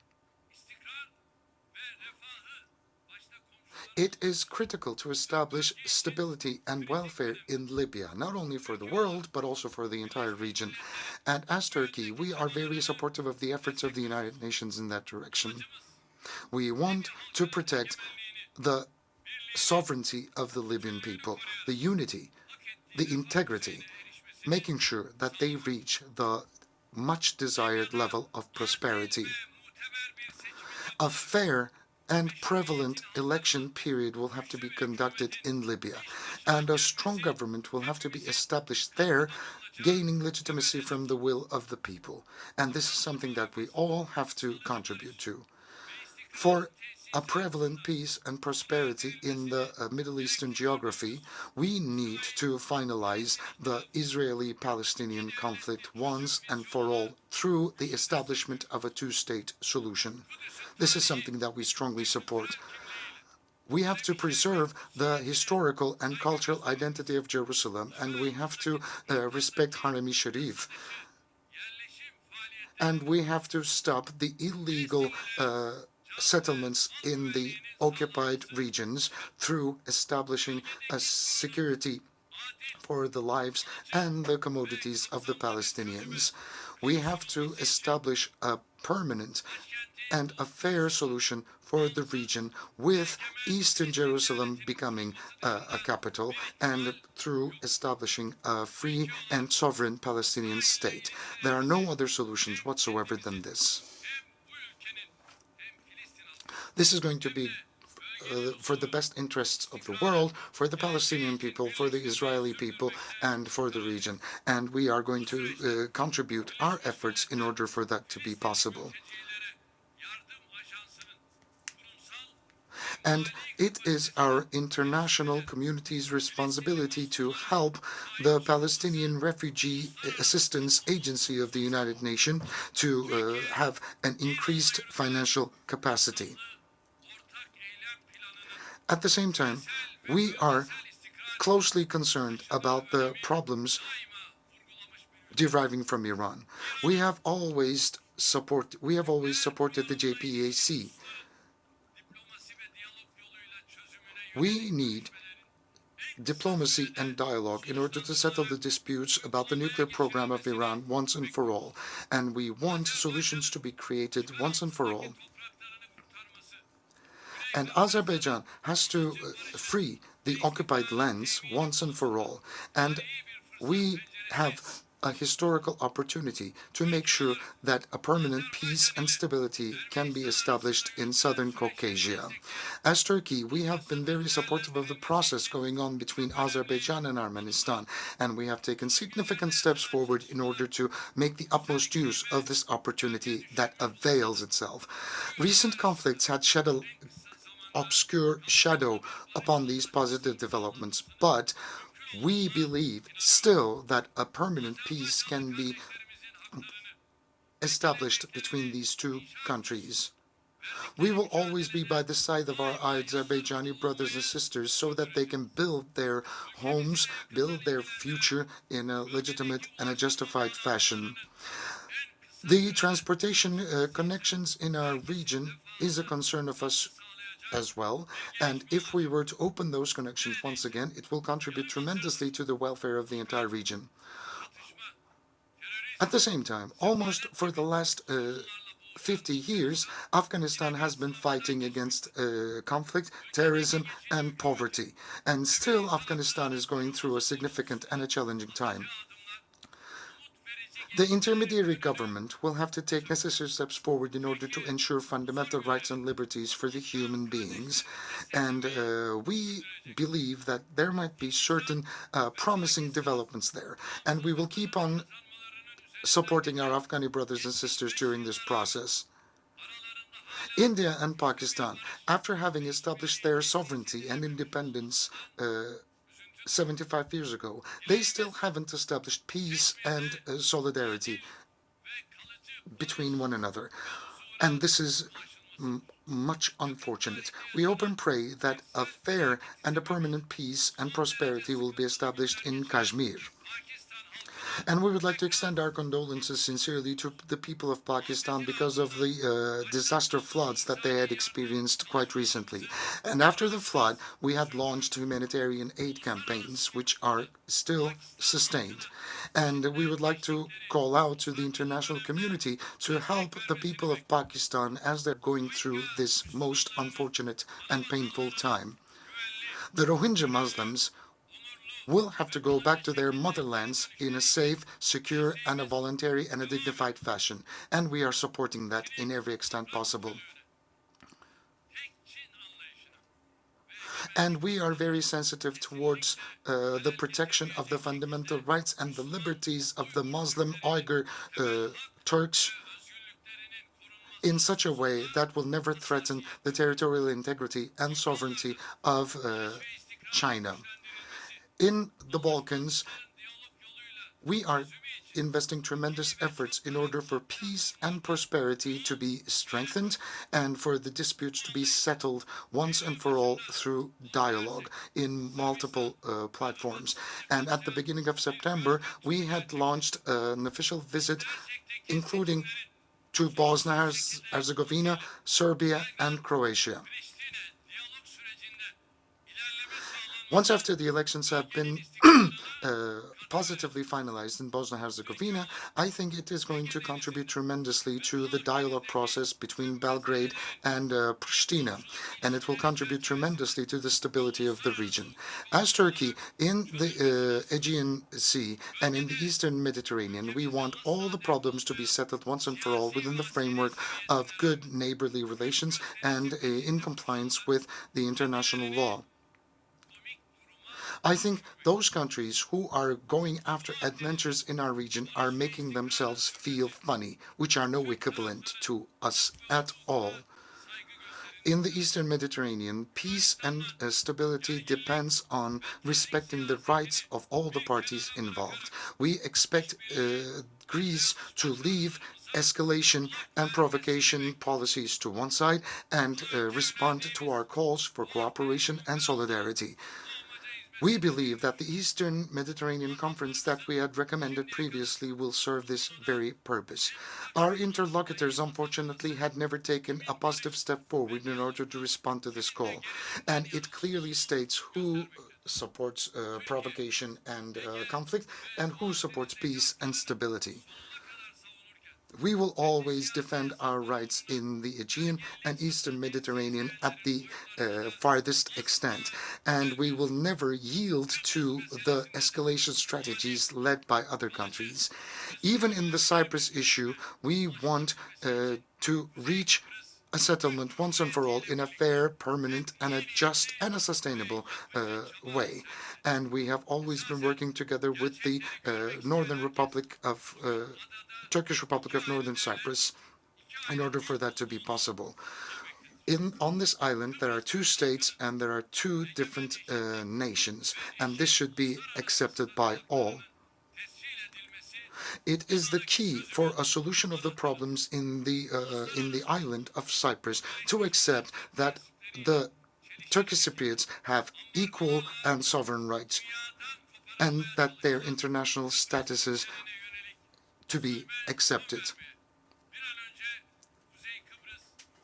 We would like to ask the international community to stop imposing sanctions upon the Turkish Cypriots and to eliminate all forms of embargo and stop this tyranny once and for all.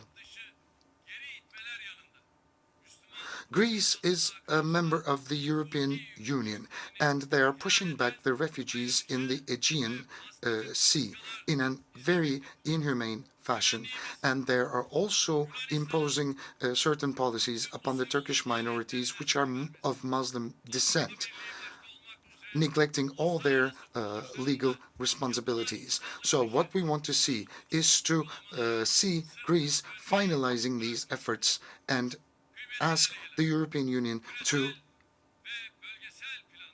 be more considerate instead of turning a blind eye towards these violations. Distinguished guests, ladies and gentlemen, every challenge that we experience on a global and a regional fashion, we see that solidarity between Turkey and the EU is very much significant. Turkey is celebrating the 70th anniversary of joining NATO. We are a very strong ally of NATO. We have diplomatic initiatives and we have military capabilities that are contributing to the security of the Europe and the Atlantic.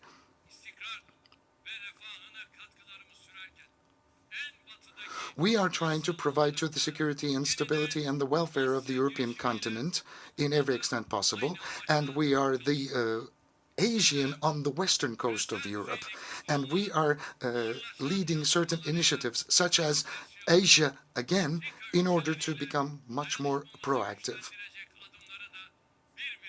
We are trying to establish closer contacts and solidarity with the African countries as a result of the recent global initiatives that we have taken up.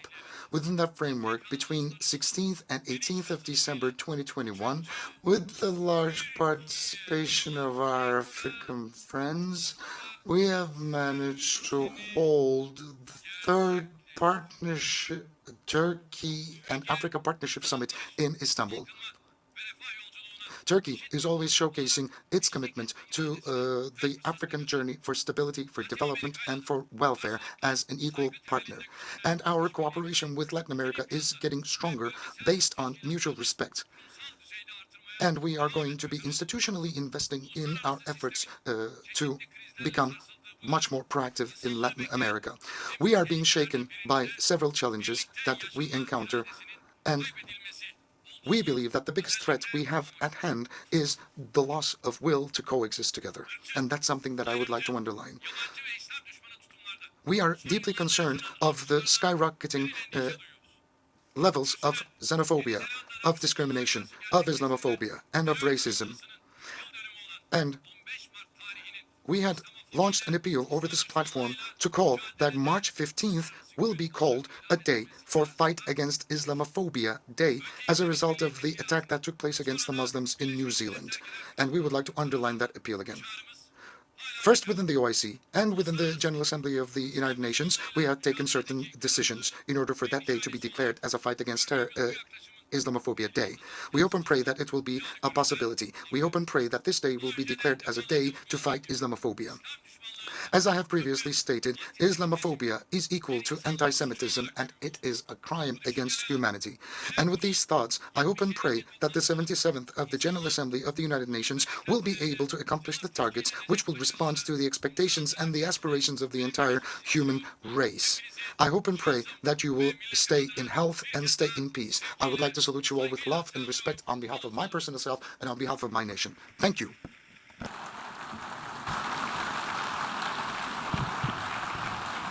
On behalf of the Assembly, I wish to thank the President of the Republic of Turkey for the statement just made, and I request the protocol to escort His Excellency. Before proceeding, may I kindly ask delegations to remember that the time limits allotted for a national intervention is 15 minutes. Delegations will be highly appreciated to stick to these time limits. The Assembly will hear an address by His Excellency Sadir Japarov, President of the Kyrgyz Republic. I request the protocol to escort His Excellency.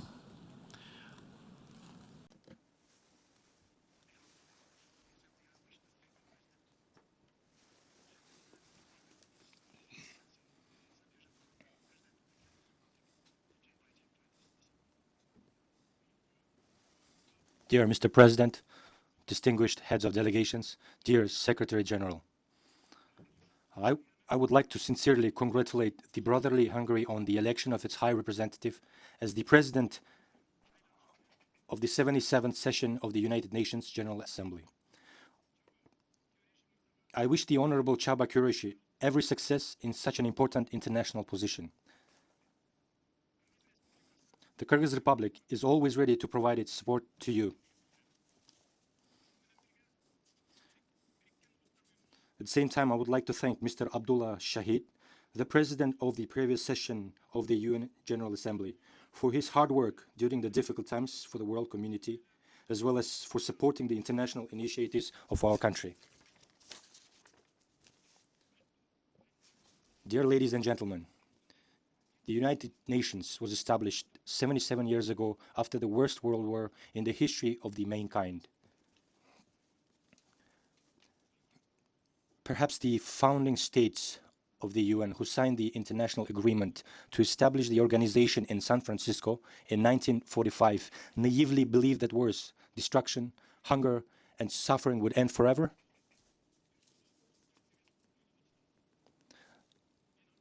I don't think so. Success can always be achieved if there is a mutual understanding that disputes and disagreements must be resolved in a spirit of good faith and compromise. In the history of UN, there have been many important victories and successes. Although conflicts occur with varying degrees of severity in different regions of the world, the UN has played an important unifying role as a moral authority in maintaining peace and security and providing for people's needs and wants.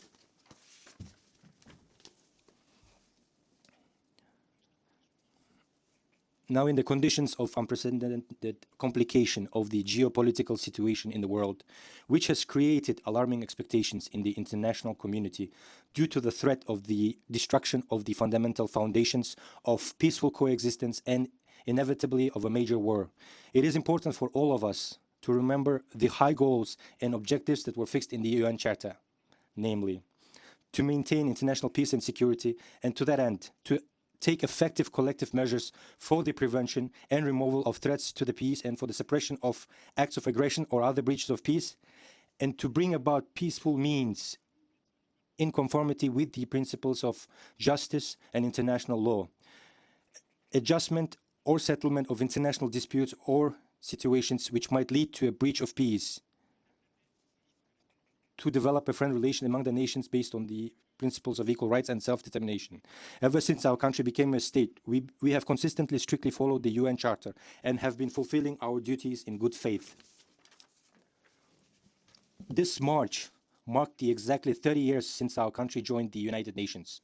And recently, on August 31st, we celebrated the 31st anniversary of the independence of the Kyrgyz Republic. We always strive to resolve our international disputes by peaceful means. In international relations, we always refrain from the threat or use of force as against the territorial integrity or political independence of any state. Looking back at the thorny path passed by our country, we highly appreciate the multifaceted contribution of the UN to the formation of Kyrgyzstan as an independent and sovereign state, an equal and responsible member of the international community. Our people will never forget the support and assistance of the UN family in the formation of political, public, and civil institutions, the strengthening of democracy, and the development of market economy. On behalf of our generous people and on my own behalf, I express my gratitude to all the leaders and the staff of UN system who sincerely and selflessly helped us to realize the century-old dream of Kyrgyz people to create their own independent state. Thank you very much. Dear Mr. President, taking this opportunity, I would like to present to the world community from this high tribune the actual situation that is developing on the southern borders of our country, taking into account the latest events related to the another aggravation of situation on the Kyrgyz-Tajik border. First, let me briefly touch on the history.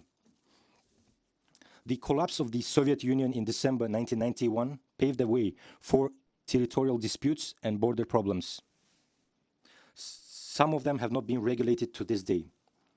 If there were more than 20 disputes areas along the entire perimeter of the Soviet-Chinese border, 5 of them were in Kyrgyzstan. I want to proudly remind the world community that we have successfully completed issues of border regulation, first with the Republic of China in 1996, and jointly with the Republic of Kazakhstan at that point of intersection of the state borders of 3 countries in 1999, then with the Republic of Kazakhstan in 2017. We have now practically completed our joint work and are about to sign the agreement on the state border with the Republic of Uzbekistan. I am pleased to note that the state borders with these 3 neighboring countries have become the borders of peace, good neighborliness, friendship, and mutually beneficial cooperation. With regard to relations with the Republic of Tajikistan, I would like to note the following. Our 2 close neighboring peoples have been living side by side for a long time. We are united by common values, culture, traditions, and customs. We share the same faith. Our people are intertwined by family ties. Our legendary father Manaz was married to a Tajik princess Khanakeh. I would like to remind also legally the collapse of Soviet Union occurred in December 21st, 1991 in the city of Almaty of the Republic of Kazakhstan, when the heads of 11 newly independent states adopted the Almaty Declaration on the creation of Commonwealth of Independent States. The declaration stated that independent states recognize and respect each other's territorial integrity and the inviolability of existing borders. They indicate that strengthening of relation of friendship, good neighborliness, and mutual beneficial cooperation, which have historical roots, meets the fundamental interest of people and serve the cause for peace and security. It is written that the country sense their responsibility to maintain civil peace and international harmony. This legal document was signed by the presidents of 11 states, presidents of 11 CIS member states, including the Republic of Tajikistan. This principle was confirmed by the President of Tajikistan, Emomali Rahmon, in Moscow Declaration of the CIS on respect for sovereignty, territorial integrity, and immunity of borders of the state parties of the Commonwealth of Independent States, dated April 15, 1994. He signed it and agreed. It is a pity that he is deviating from this principle now. He made his first official visit to the Kyrgyz Republic in 1998 after the end of the bloody civil war in Tajikistan. Later, two bilateral interstate agreements were concluded between the Kyrgyz Republic and the Republic of Tajikistan. The agreement on basic interstate relations of July 12, 1996, and the agreement on good neighborly and partnership relations of May 26, 2004. I want to note that both agreements were signed in Dushanbe. Dear Mr. President, from the very beginning of work on settlement of border issues between our two states, the Kyrgyz side has always acted in full compliance with its international obligations, including bilateral ones, conducted negotiations in a constructive manner, offering mutually beneficial compromise. I would like to note that in April 2021, the armed forces of Tajikistan launched an unjustified and provoked large-scale aggression against the territory of the Kyrgyz Republic, killing 36 citizens and causing serious material damage. Although my decision to meet the President of the Republic of Tajikistan in Dushanbe was heavily criticized by the Kyrgyz people, who demanded that I meet in a natural location. Nonetheless, I flew to Dushanbe and met with Mr. President Rahmon in June last year to try and find a mutually beneficial solutions to the border issues. For the sake of my people, I am ready to spend not only 10 hours on negotiations as on that day, but to spend as much time as possible to solve this issue once and for all. Of course, whatever the solution, it should be mutually beneficial. It is all more painful for me to report that on September 14th, 15th, and 16th of this year, large-scale clashes took place in the south of Kyrgyzstan. Despite all previous negotiations agreements, the Tajik side with ill intention attacked the border and civilian objects along the entire perimeter of the Kyrgyz-Tajik state borders. About 140,000 of our civilians have been evacuated from the border settlements. They are now being provided with necessary assistance. In this regard, I would like to express my sincere gratitude to the UN system, our friends and partners for their solidarity and support. Great material damage was caused to civilian and military facilities, houses, administrative buildings, schools, frontier posts. Be what may, any material damage can be restored. However, you cannot return the lives of our citizens who were fired upon and brave defenders who died fighting for their homeland and sacrificed their lives. We will never forget the bravery of our courageous soldiers. We are deeply saddened by the unjustified armed aggressions by Tajikistan, even though there are international agreements and obligations that have been established between our countries. Pacta sunt servanda, Latin for agreements must be kept, as the saying goes. We are ready to continue the negotiation process in any format with our Tajik neighbors, through civilized and legal ways. Taking into account that our trust has been weakened by the recent lawless actions of our neighbor, we are ready to continue negotiations and welcome mediation efforts by the international organizations, including the UN, the Organization for Security and Cooperation in Europe, and the Collective Security Treaty Organization. We have documented evidence of the previous years and yesterday's illegal and ill-intentioned actions of the Tajik side. We are never the first one to start and never will. We always try to avoid using weapons and even more so, never shoot at unarmed civilians. We are always forced to respond accordingly and adequately to the aggression of the Tajik side. In this regard, I would like to emphasize the following. The Kyrgyz side does not claim foreign lands, nor does it intend to give a centimeter of its land to anyone. We are convinced that all border and internal issues should be resolved over the negotiation table, and there is such will and readiness on our part. The most important issue today is the adoption of urgent measures to ensure security and stability in the border areas, stop any actions aimed at increasing tensions among the local population, and strengthen the trust between our two states. We are always ready for negotiations and clarification of our borders. Dear Mr. President, regarding the general UN issues, I would like to note the following.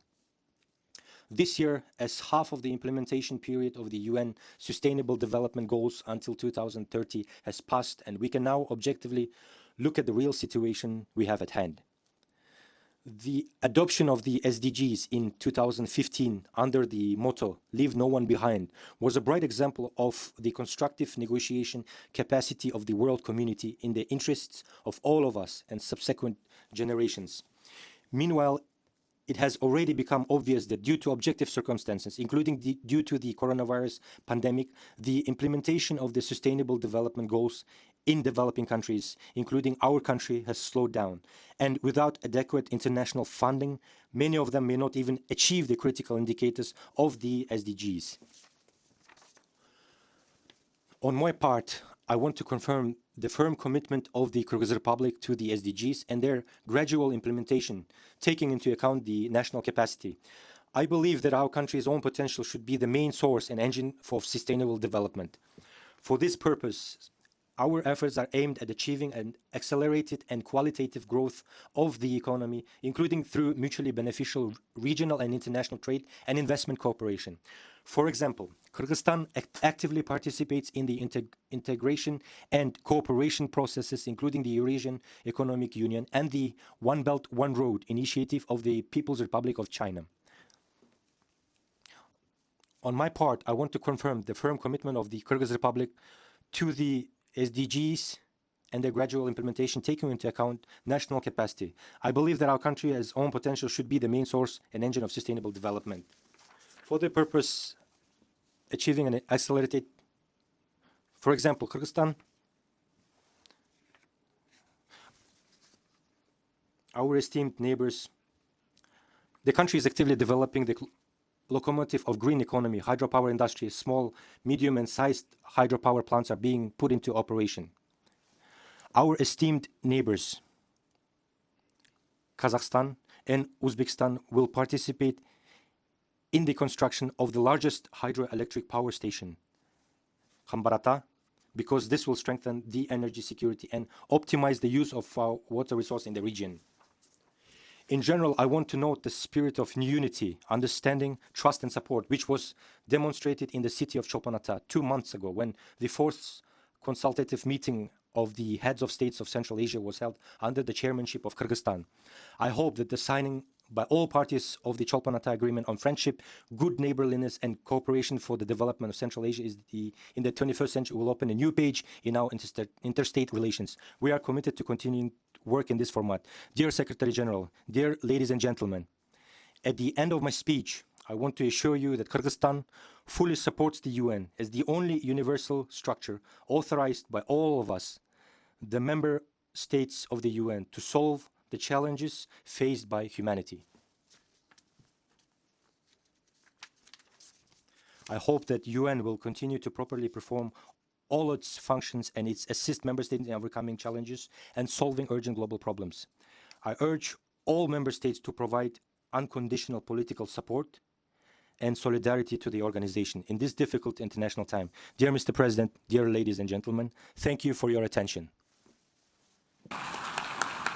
On behalf of the Assembly, I wish to thank the President of the Kyrgyz Republic for the statement just made, and I request the protocol to escort His Excellency.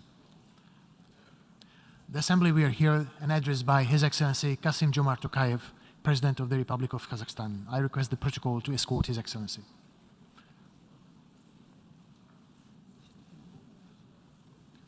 On behalf of the General Assembly, I have the honor to welcome His Excellency Kassym-Jomart Tokayev, President of the Republic of Kazakhstan, and to invite him to address the Assembly.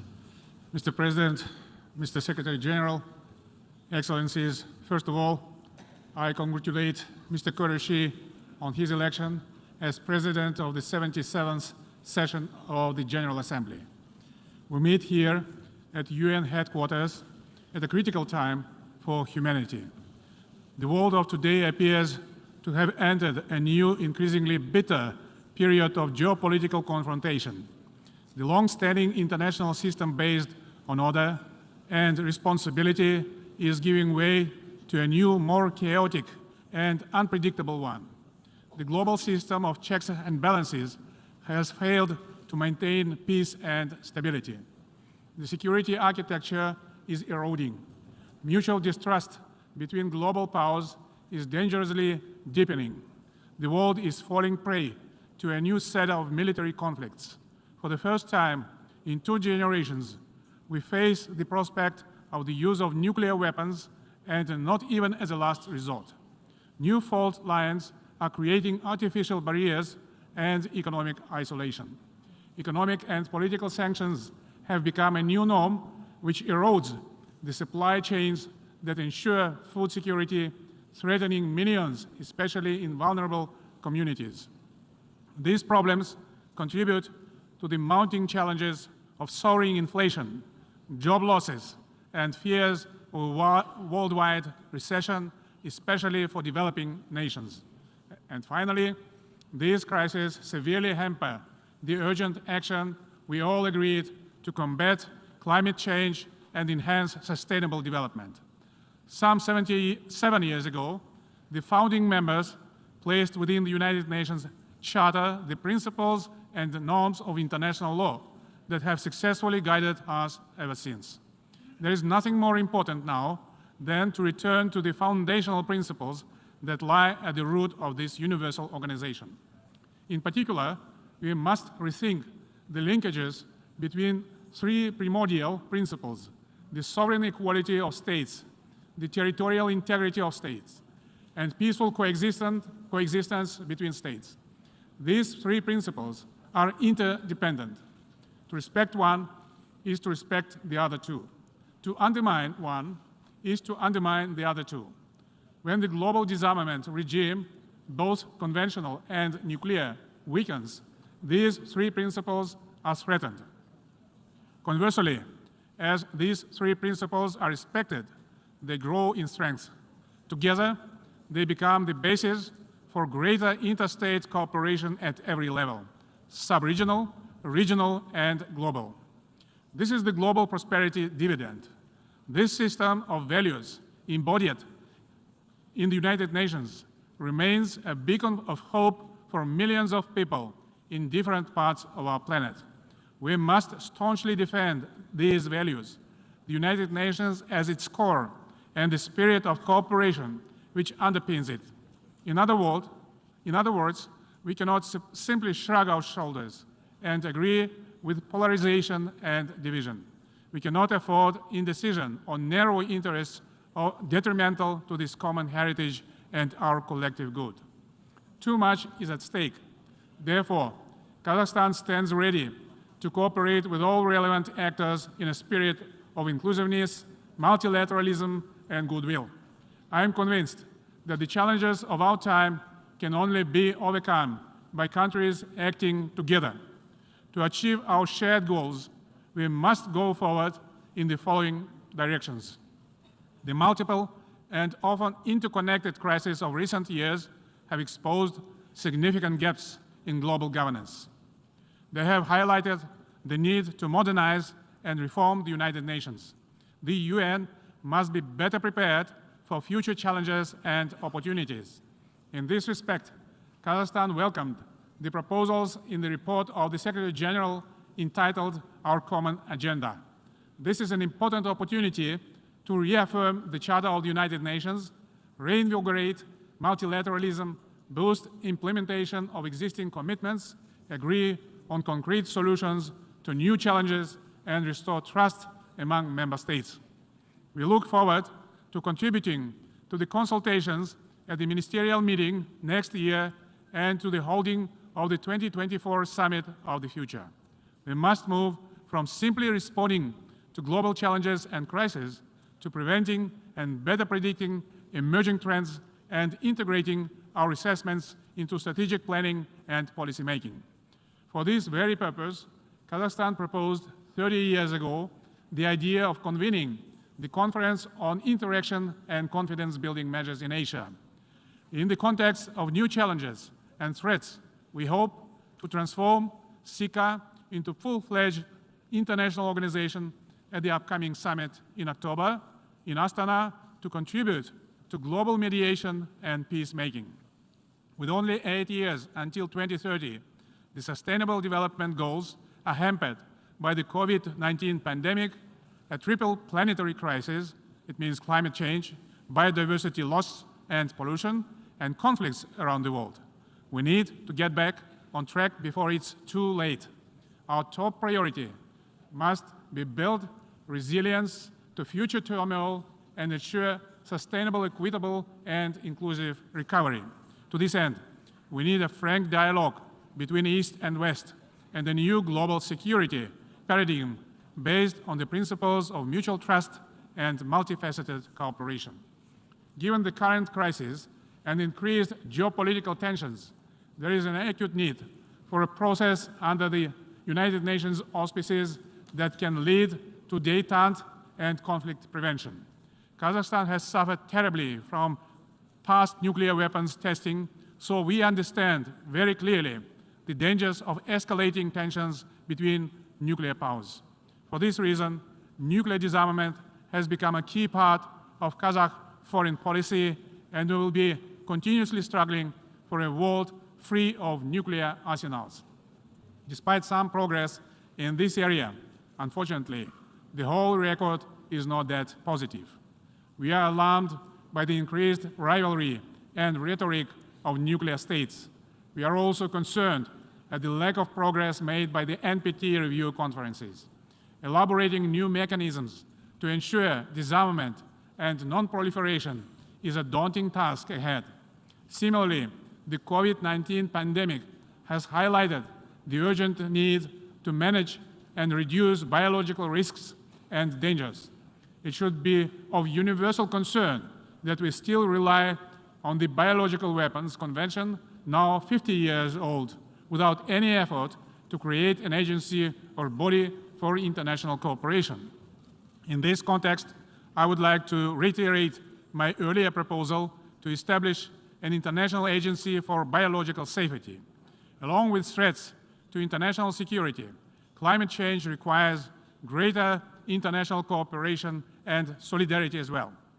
Around the world, people are facing existential threats from weather and environmental change. If we are to turn this tide, we need more action, and we need it fast. Many of us have taken bold steps already. In Kazakhstan, we have pledged the total transformation of the oil and coal-dependent energy sector into a net zero economy by 2060. To save our planet, we need investment at greater levels than we have ever seen. However, climate action cannot come at the expense of development or modernization. Therefore, at COP27 later this year, member states, as well as the global business community, must once again scale up their commitment to greater climate finance. That agenda relates directly to the global food security crisis. My country, as the world's 7th largest grain producer, is the breadbasket of Central Asia. We are committed to utilizing this agricultural potential to fight global food insecurity.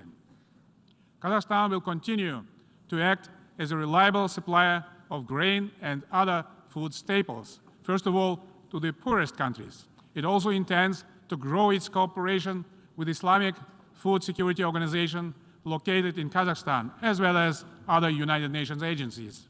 It's imperative in this connection to exclude food and fertilizers from any sanctions and restrictions whatsoever.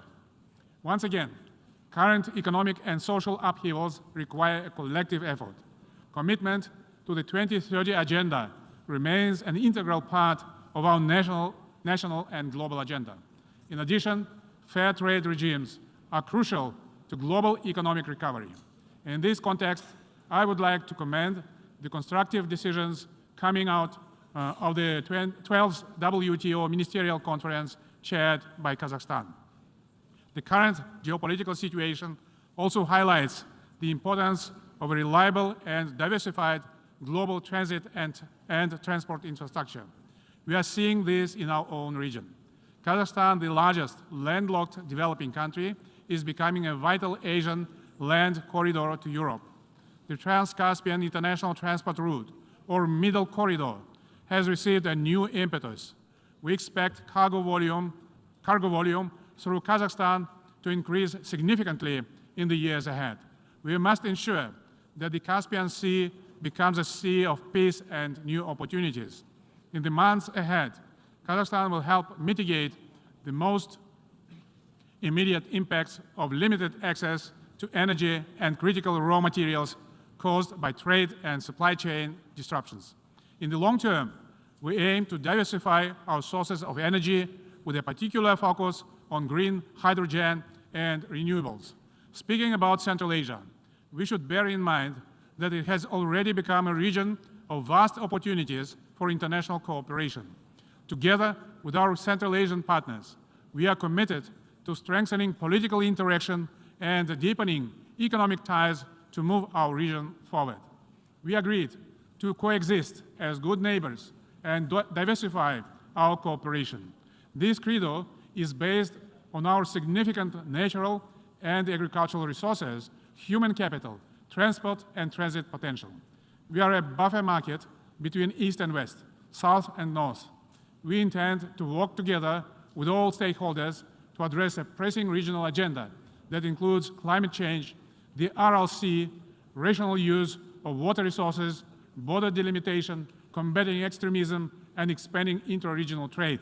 That's why we consider it important to establish the United Nations Regional Center for SDGs for Central Asia and Afghanistan in Almaty.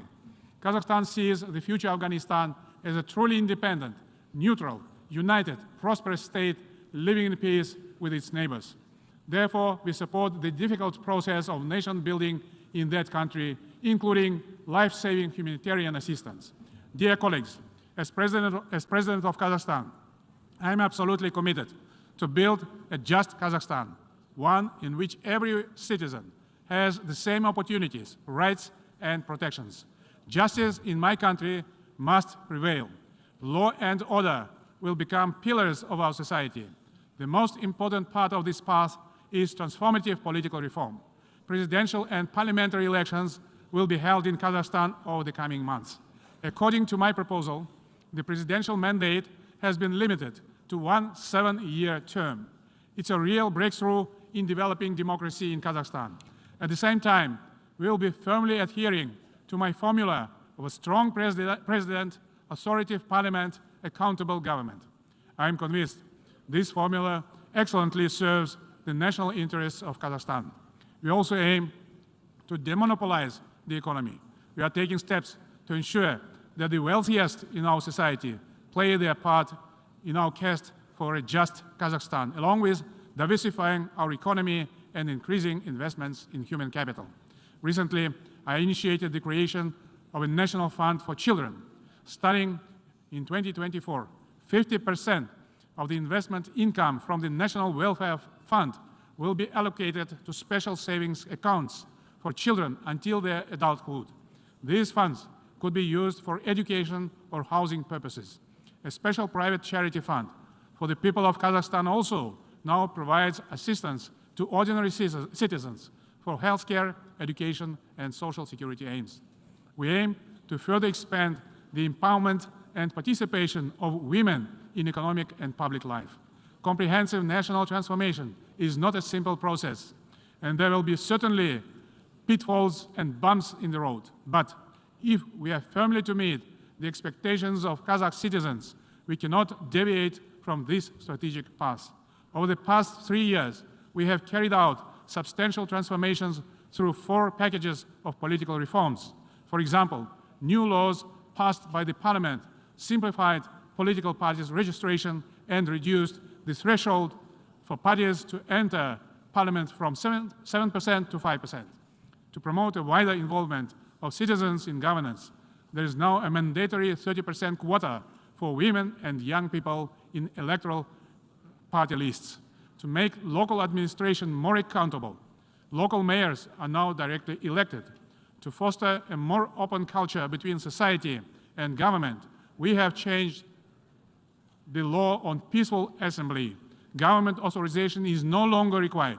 Following its international commitments on the fundamental right to life and human dignity, Kazakhstan abolished the death penalty. A just Kazakhstan depends on our multi-ethnic and multi-confessional solidarity. The unity in diversity principle will be preserved at all costs. Last week, the 7th Congress of Leaders of World and Traditional Religions was successfully held in Kazakhstan. The Congress once again highlighted the importance of religious tolerance, dialogue, and mediation. We are ready to build bridges and provide platforms for dialogue wherever needed. Dear friends, this year marks 30 years of Kazakhstan-United Nations partnership. The organization has contributed strongly to the formation and strengthening of independent Kazakhstan. Over that period, we have worked for the aims of the Charter in all major UN organs, from ECOSOC to the Human Rights Council and to the Security Council. Kazakhstan will remain at the forefront of advancing a more modern, efficient, transparent, and accountable organization. Never in history have we had such a need for responsible leadership for the next generations. Remembering our past makes us responsible for our future. Together with you, we will spare no effort toward building a safer, more sustainable, and prosperous global community. Thank you. On behalf of the Assembly, I wish to thank the President of the Republic of Kazakhstan for the statement just made and request the protocol to escort His Excellency. And before proceeding, may I just kindly remind delegations that the agreed time limits for the national interventions are 15 minutes, and you are kindly requested to adhere to this agreement. The Assembly will hear an address by His Highness Sheikh Tamim bin Hamad Al Thani, Emir of the State of Qatar. I request the protocol to escort His Highness.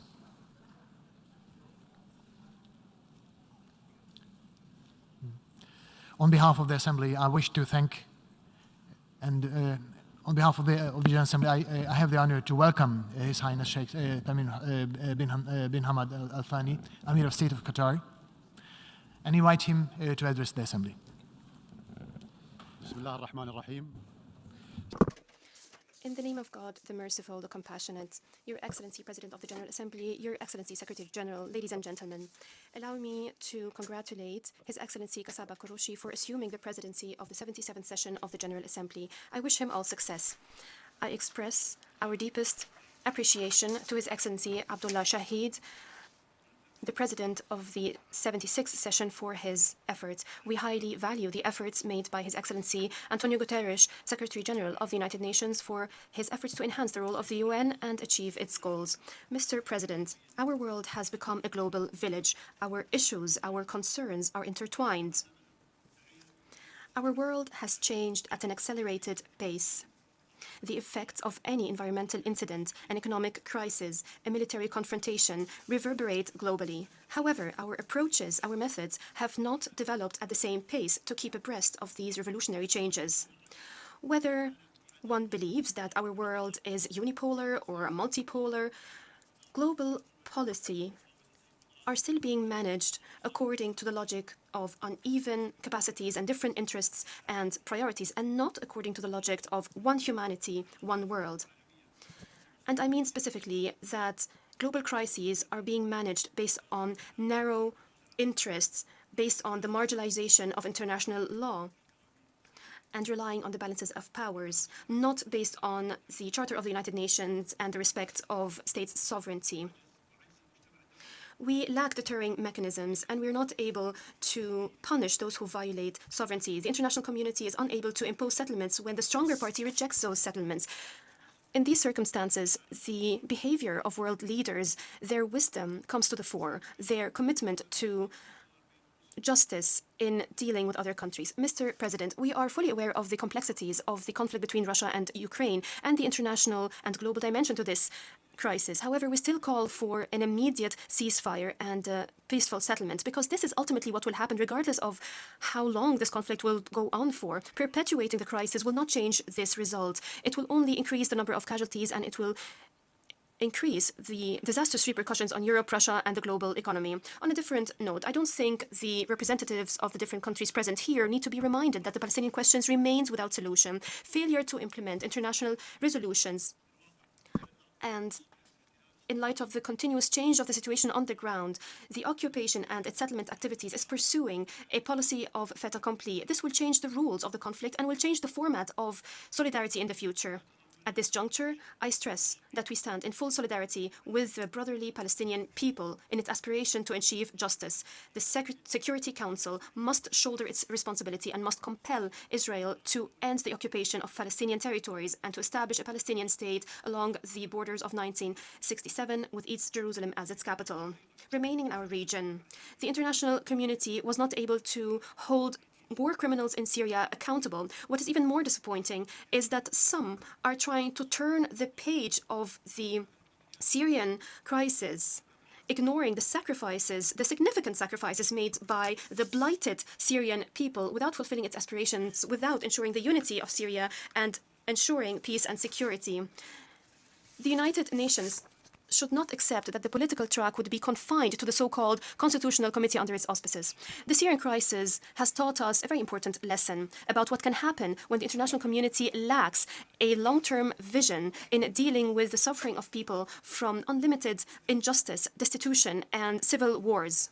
Soon enough, accompanying phenomena such as the refugees issues become the problems that we actually have to focus on. We highly value the role played by countries that have hosted Syrian refugees, but we have to remind you that it is important to address the reasons for crisis before having to deal with the repercussions of crisis. In Libya, we call for immediate measures at the global level to continue the political process and to agree on a constitutional basis for elections and to unify states' institutions. We all are aware that it is impossible to restore the state without unifying military forces and without rehabilitating armed factions into one national army.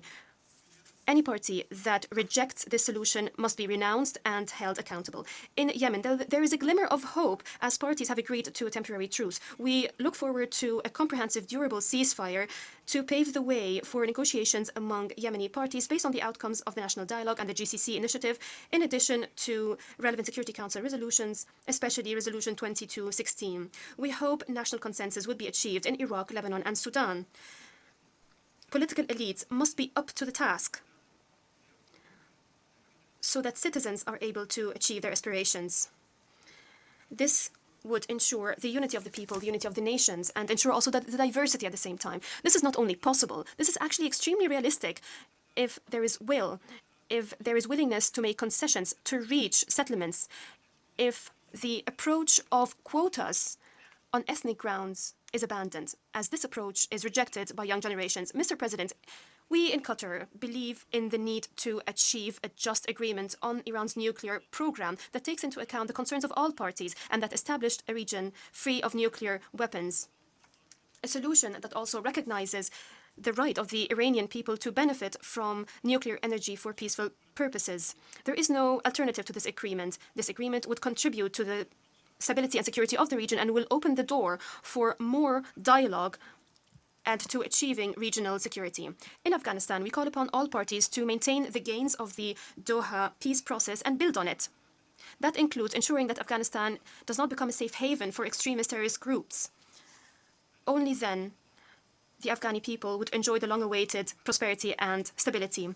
We have stressed time and again the importance of protecting civilians in Afghanistan and respecting human rights, including women's rights and the right of girls to education, and achieving national reconciliation among all segments of Afghani society. We also warned against the isolation of Afghanistan, as this can be counterproductive. Ladies and gentlemen, Due to lack of global coordination and balanced planning of energy policies over many decades, we are now all facing an unprecedented energy crisis. Around 1 billion people around the world are living without a main reliable energy source. The crisis of the war in Ukraine might be new. However, having a political crisis turn into an energy crisis, that is not new. This situation has been exacerbating silently even before the war in Ukraine. Decades of pressure to stop investing in fossil fuels before having sustainable alternatives, environmentally friendly alternatives, that led to significant shortage in energy supplies. Of course, climate change and the protection of the environment compel us all to diversify energy sources. But in the meantime, we still have to supply energy. We have to be realistic and we have to recognize that the future of energy will include a combination of different energy sources, such as solar energy, hydrogen, wind energy, and also hydrocarbons. As Qatar has continued to invest in liquefied natural gas for decades now, we have been able to expand the North Gas field. This will play a significant role in alleviating the energy crisis in many parts of the world. When it comes to basic commodities, such as energy, food, and medication, exporters bear a very special responsibility that exceeds commercial responsibility. They must be reliable and they must respect agreements. Banning the transit of these commodities, banning their export or import during times of political crisis and imposing blockades on affected countries is not acceptable, just as it is not acceptable to use these commodities as tools of war, tools of conflict. They are not weapons. It is equally unacceptable to use water sources as if they were political tools. Mr. President, maybe the situation of the world today paints a very bleak picture of the future of humanity, but we believe in dialogue and joint action, and all parties attempt to understand each other, putting ourselves in each other's shoes, to see things from the other's perspective. Medium-sized and small countries are most in need of rules that govern international relations. Relying on major powers should not be a reason to abandon communication among each other. We all have a role to play. What appears today to be impossible will be a reality if we have the vision, the will, and the good intentions. The approach pursued by Qatar is an approach that focuses on national development domestically and pursuing a foreign policy based on achieving a balance between principles and interests. We have also focused on being a mediator to settle disputes with peaceful means. We are aware of our responsibility as a source of energy, and that, or rather, we have proved to be a reliable partner. Qatar will welcome the world this year when we host the World Cup 2022. The challenge that has started 12 years ago required genuine resolve, considerable planning, and hard work. And here we are today, ready to receive teams and spectators from all around the world. We're opening our doors in Doha to them without discrimination so that they can all enjoy the excitement, so that they can all see with their own eyes the development that my country has achieved. The World Cup is being organized for the first time in a Muslim Arab country and the first time in the Middle East generally. The world will see that medium-sized and small countries are able to host global events with great success. Those countries are able to create an environment conducive to interaction among the peoples of the world. This event has already had a positive effect.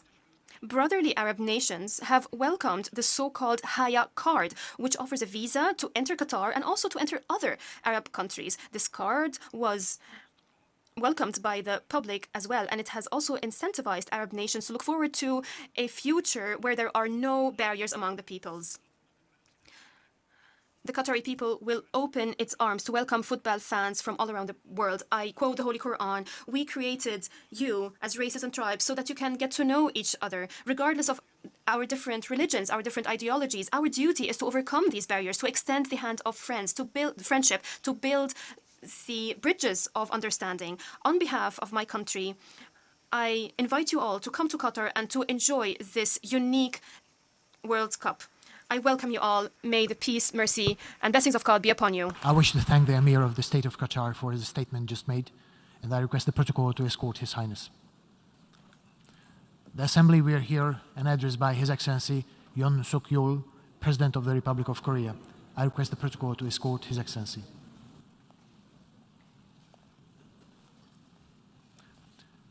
On behalf of the General Assembly, I have the honor to welcome His Excellency Yoon Suk-yeol, President of the Republic of Korea, and to invite him to address the Assembly.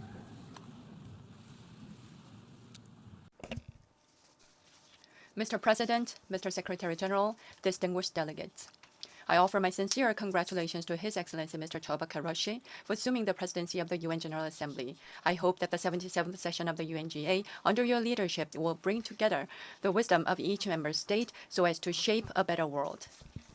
I also express my deepest respect to Mr. Secretary General Antonio Guterres for his tireless devotion as he embarks upon his second term. Under the United Nations Charter, we are called upon to endeavor to promote social progress and better standards of life in larger freedom, and to unite our strength to maintain international peace and security. When freedom of any individual in a nation comes under threat, members of the community must join hands to remove the threat and defend freedom. Likewise, when freedom of any citizen or nation in the global community is in peril, it is the community of nations that must stand together in solidarity to defend that freedom. Our modern history testifies to the process of our solidarity and unity in safeguarding freedom and pushing our civilization forward.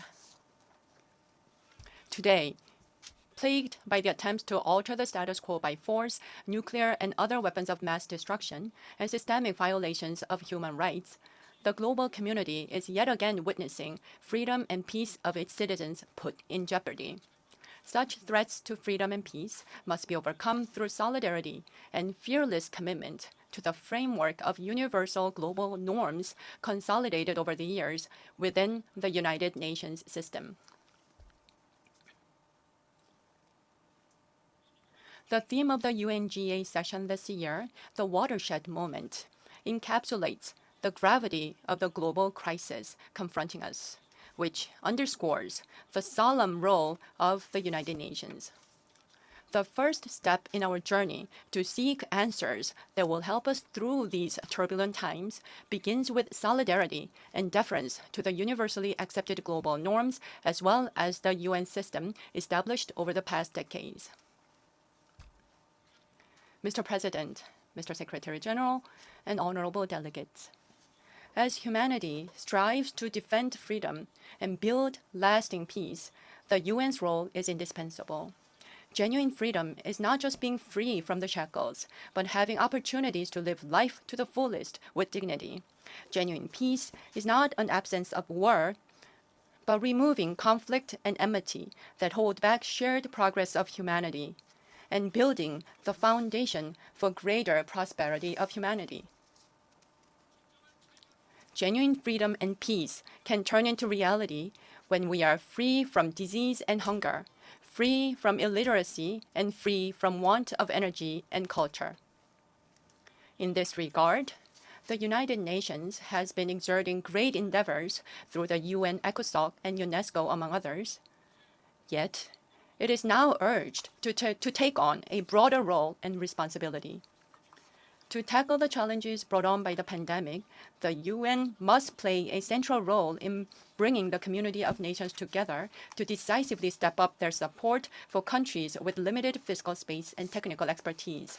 In pursuit of the global agenda for decarbonization, countries with leading green technologies must work to unsparingly share new and renewable energy technologies with other countries.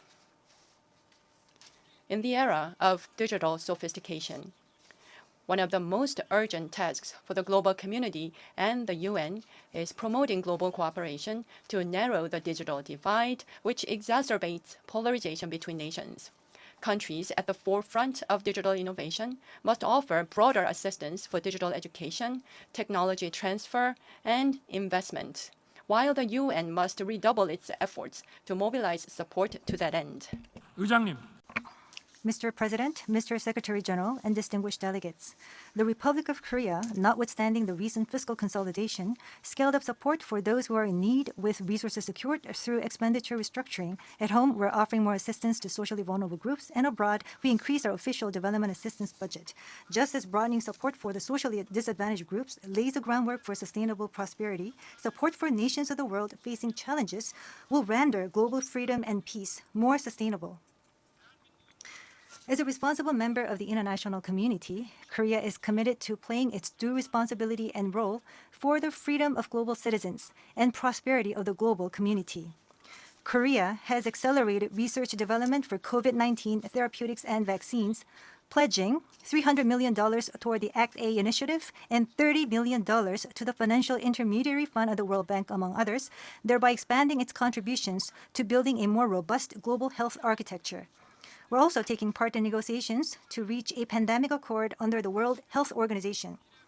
To ensure a more effective response to future infectious disease outbreaks, Korea will host a ministerial meeting of the Global Health Security Agenda in Seoul this November. In addition, Korea will remarkably increase its contribution to the Global Fund, joining forces with our partners in our fight against infectious diseases, including AIDS, tuberculosis, and malaria.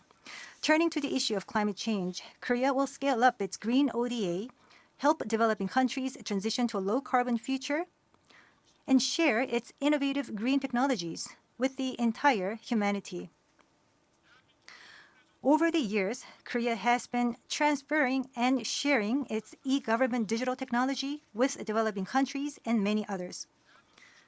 The Korean government is pushing forward with its plan to transform itself into a digital platform government. It is an ambitious initiative to remarkably upgrade our democracy, public service, and welfare through digital technology. We will continue to more widely share our advanced digital technology and data and spare no effort in providing support and in investing in education. Mr. President, Mr. Secretary General, distinguished delegates, as we seek answers to the global crisis we're faced with, the viability of the UN system and the universal global norms architecture is now under test. The crisis confronting us will only be resolved when we stand firmly in solidarity to share the universal value of freedom and work together to uphold and spread our freedom. In this vein, we must more firmly support the system of the UN anchored in a spirit of freedom and solidarity, as well as the normative frameworks that have thus been universally recognized in the international community. Any attempt to turn away from the UN system and universal norms will divide the global community into blocks, further compounding the crisis and turmoil. We must more rigorously identify the nature and the roots of the problems that lie before us. The international community must vigorously endeavor to share responsibility and join whenever necessary forces to resolve the challenges we face. Once again, I call upon global citizens and leaders of the world for their resolute and enduring support for the UN system and universal global norms as we seek answers in this watershed moment. Mr. President, Mr. Secretary General, distinguished delegates, the very first mission of the United Nations after its founding was to approve the Republic of Korea as the sole legitimate government on the Korean Peninsula and to defend the freedom of my country by sending over UN forces during the Korean War. Thanks to such efforts by the United Nations, Korea was able to become what it is today. As such, the Republic of Korea will protect and expand the freedom of global citizens. And together with the United Nations, we will fulfill our responsibilities to promote peace and prosperity around the world. Thank you. On behalf of the Assembly, I wish to thank the President of the Republic of Korea for the statement just made, and I request the protocol to escort His Excellency. The Assembly will hear an address by His Excellency Mario Abdo Benitez, President of the Republic of Paraguay. I request protocol to escort His Excellency.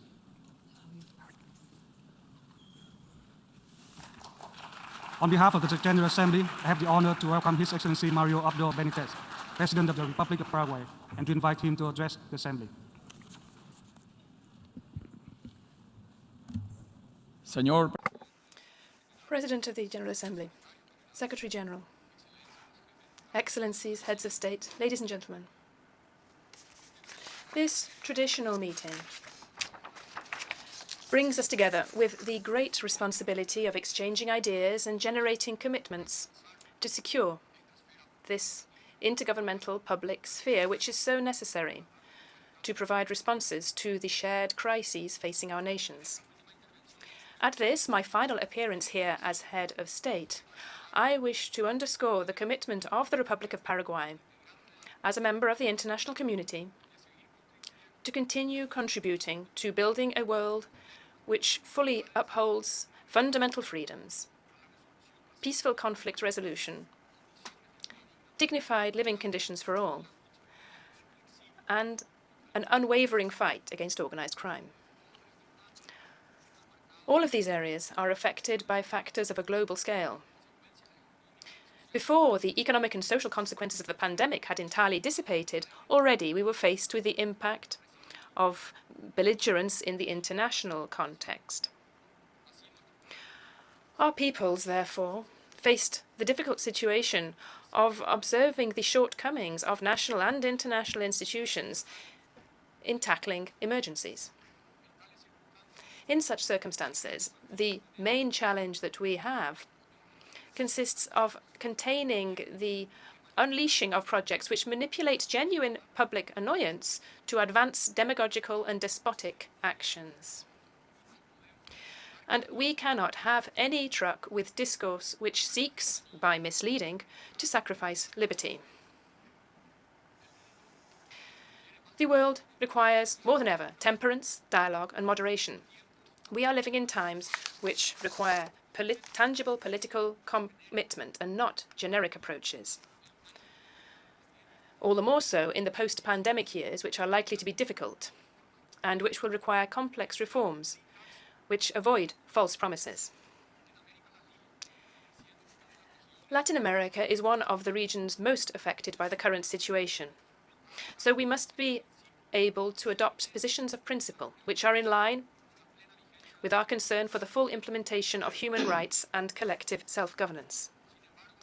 However, such stances must be part of a broad plan of cooperation, wherein those countries who are better placed remain aware of the imbalance characterized by the planet in all spheres. We must provide stability to the world with a common voice. We cannot avert our eyes to what is happening in other countries and leave brotherly nations to their fate. Therefore, we are a country which represents solidarity and which stays true to our principles in Paraguay. We have always supported the kindred country of Venezuela and the people's fight for their democracy.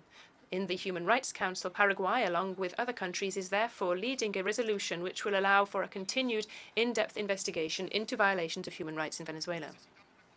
We must rebuild a moral awareness of the continued validity of human rights and democracy. The legal instruments and the institutions which we have created to protect these are of unquestionable value. However, the fundamental element when safeguarding people continues to be a consolidation of the concept of the overarching value of their dignity, inviolability, and autonomy. Today's difficult context requires that we tackle global problems together, with no exclusions. In this regard, my country underscores our support for the request of the Republic of China, Taiwan, to be a full member of the United Nations system. We are convinced of the valuable contribution that its participation would make to the multilateral system. I take this opportunity to express my solidarity following the earthquake which has recently hit the Taiwanese people and the various events following this in the Dominican Republic, Mexico, and Puerto Rico. Paraguay aligns itself with the great majority of countries advocating for peace, the rule of international law, and prevailing diplomacy. We are disquieted regarding the situation in Ukraine and the humanitarian consequences and the economic consequences of the conflict. we urgently call for a cessation of hostilities and a resumption of the negotiations. It is fundamental that our organization and the international community in general participate unreservedly in this process. Against this backdrop, we cannot but highlight the scrutiny of the Security Council's role in this delicate international context. There is an urgent need to rethink its functioning so as to steer it towards effective performance and to bolster the role of the General Assembly as a space to channel the voices of all states. Another area of importance in terms of cooperation is the health of the international financial system. We cannot continue talking about global initiatives to eradicate poverty and promote sustainable development when our economies are being contaminated by the flow of profits from illicit activities. Recently, Paraguay received pleasing news from the Financial Action Group of Latin America following their evaluation, thanks to the joint work of the modernization of our institutional structure to combat money laundering and terrorist financing. We are a country which is committed to cooperation, and we understand the importance of adopting preventative and punitive measures. This is a task which no state should neglect or waver from. The rule of law is a global objective which goes beyond political beliefs, and those who do not conceive of it in this way are jeopardizing community life. During my administration, Paraguay has coordinated the efforts of the security institutions as never before. We tasked them with the greatest operation in history to target organized crime. This success was due not only to our own state forces and their efforts, but also the coordinated work done with friendly agencies abroad, where we were able once again to attest to the importance of joining forces if we wish to achieve results against criminal groups. Moreover, in cooperation with intelligence agencies, we detected and raised the alert regarding the flight of an aeroplane and its crew who had been flagged with links to international terrorism. Another front for cooperation is the area of sustainable development.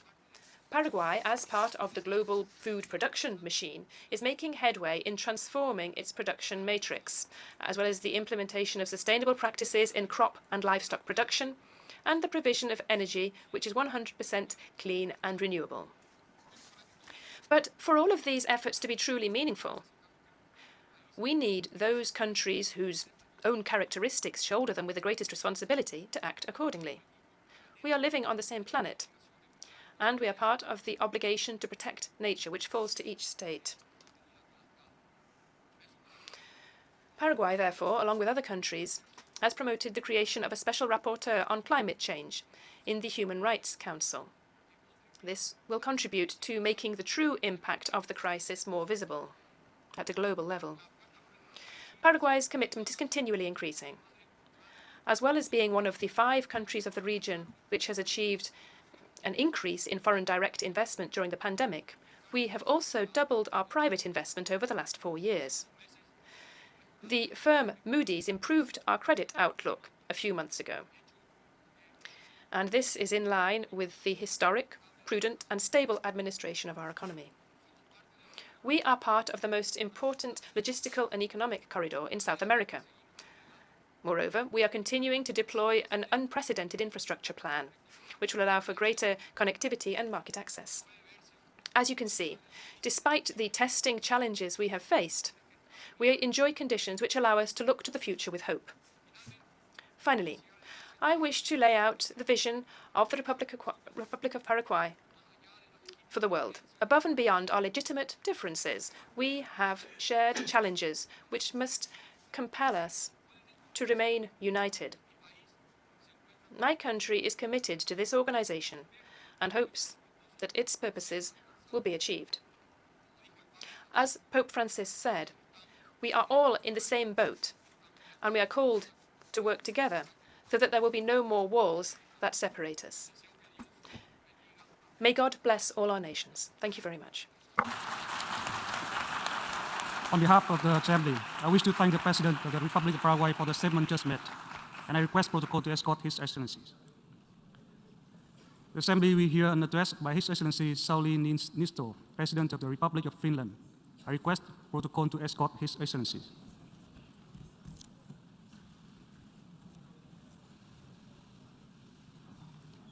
On behalf of the General Assembly, I have the honor to welcome His Excellency Sauli Niinisto, President of the Republic of Finland, and to invite him to address the Assembly. Mr. President, Secretary General, distinguished delegates, ladies and gentlemen, I would like to start by congratulating Mr. Csaba Kőrösi for his election as the President of the 77th session of the General Assembly. I also want to thank Secretary General Antonio Guterres for his determined and skillful leadership of the United Nations. You can both count on Finland's steadfast support for your important work during these exceptional times. As the topic of this session states, the challenges we are facing are interlocking. Russia is waging a brutal war in Ukraine. The ripple effects of that war are already far-reaching and severe. They are compounding the pre-existing problems faced by the international community. A triple crisis of energy, food security and finance is weighing especially heavily on vulnerable countries, countries that are already suffering the most from the climate crisis and the COVID-19 pandemic. This truly is a watershed moment. As we gather here, we have an important opportunity to engage in dialogue and to find solutions, to understand the concerns of those most in need. As difficult as it may seem, now is the time to show global solidarity and strengthen multilateral cooperation. The international community can and should emerge stronger from these crises. Mr. President, Russia's cruel and unprovoked war on Ukraine has now been raging for 7 months. It has brought immense sorrow and destruction to the sovereign lands of Ukraine. Russia's use of force is in blatant violation of the Charter of the United Nations. It is an act of aggression as determined by this very Assembly. Ukraine is exercising its inherent right to self-defense, and judging by the recent reports from the battlefields, it is doing that with admirable courage, strength, and efficiency. We, the international community, members of this General Assembly, might not always see eye to eye. We have our differing views, but it is our common obligation to uphold the international rules-based order. We can't accept, condone, or normalize grave violations of international law and human rights. A world where impunity prevails is unjust, unstable, and dangerous for all of us.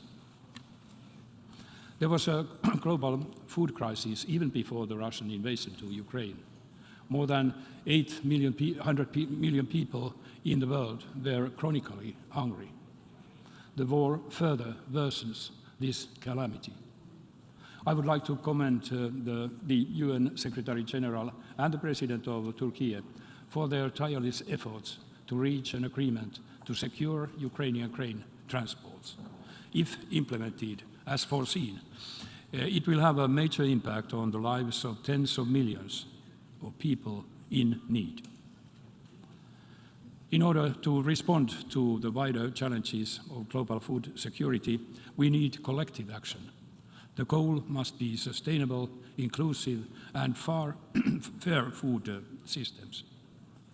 We also have to accelerate the implementation of other sustainable development goals.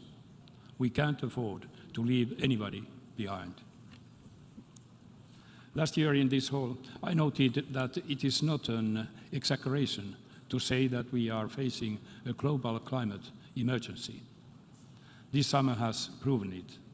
We have seen extreme drought and heat waves across the globe, from the Horn of Africa to Europe, from China to USA. The magnitude of the catastrophe caused by the floods in Pakistan is not yet fully visible, but the destruction is already tremendous. These are not isolated or local events. They are once again, a reminder that climate change is an existential threat to the humankind. We are on the verge of very dangerous tipping points. This calls for urgent action on two fronts. First, we must change our course before it is too late. Second, we need to help those urgently suffering and support those with fewer resources to deal with this threat. Besides mitigating climate change, we must adapt to it. In particular, we must honor the commitment of doubling adaptation finance made at the COP26 in Glasgow. And I want to underline this. Fighting climate change and taking care of the economy are not contradicting each other. Green transition has a tremendous potential to create jobs, innovations, and economic growth, but it has to be done fairly. The alarming loss of the variety of life on our planet should also be a cause for grave concern to all of us. We are on the brink of mass extinction, or perhaps already there. Again, we need to change course urgently. We humans can only thrive and survive if we learn to coexist with all the other species. We need to halt and reverse biodiversity loss by 2030. To this end, the COP15 in Montreal in December will be essential. Mr. President, defending human dignity is a fundamental task of the UN. It's up to us, the member states, to live up to this task. Despite our failures, we have also accomplishments to build on. The UN Human Rights Council has shown determination. It has worked to ensure accountability for the horrendous acts against civilians in Ukraine and Syria. It has raised its voice in support of women and girls in Afghanistan. I want to thank those who supported Finland's membership of the Human Rights Council. As a member, Finland acts to bring justice to the victims of human rights violations. Finland remains a staunch supporter of the work of the International Criminal Court in investigating all grave violations of human rights and international humanitarian law. The number of conflicts in the world is the highest since the Second World War. 1/4 of humanity lives in conflict-affected countries. We must not ignore or forget Afghanistan, Myanmar, Syria, Yemen, and other countries where human rights or the conditions for living a decent life are under threat. Increasing geopolitical tensions, as well as the impacts of climate change and the pandemic, are making conflicts more complex and prolonged. Ordinary people bear the brunt. For the first time in its history, the UNDP's Human Development Index has declined for 2 consecutive years. We simply can't let this continue. In this turbulent world, those who stoke the flames of conflict bear a special responsibility. But we all must ask ourselves, have we done all we can to avert violence? Have we done what we can to make a positive change? Difficult times call for more diplomacy, not less. We must build and strengthen peace and prevent conflict wherever possible. That is the very core of the United Nations. We have to also be able to respond to emerging risks to peace and security, move from hindsight to foresight. The Secretary General's report, Our Common Agenda, provides us a blueprint for more effective multilateralism, paving a way to solutions to current and future global problems, strengthening peace. It really is our common agenda, and Finland wholeheartedly supports its implementation. In the current security environment, the international arms control architecture is increasingly challenged. On the one hand, political tensions erode the functioning of the existing architecture. On the other hand, new technologies create new risks. But we can't let arms control fail. On the contrary, it needs to be strengthened. For decades, arms control has provided stability and predictability into great power relationships and international relations. To quote Dag Hammarskjöld, disarmament is never the result only of the political situation. It is also partly instrumental in creating the political situation. The two biggest nuclear weapon states have a unique responsibility to advance nuclear arms control and disarmament. The others need to follow suit. It is in the interest of all of us that progress in nuclear arms control and disarmament continues beyond the New START treaty.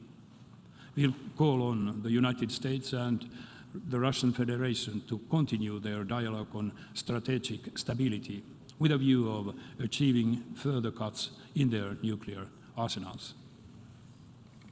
Mr. President, the interlocking global challenges demonstrate that we, more than ever, we need a reverted commitment on multilateralism with the United Nations and its core. We must not become indifferent or apathetic in the face of these multiple crises.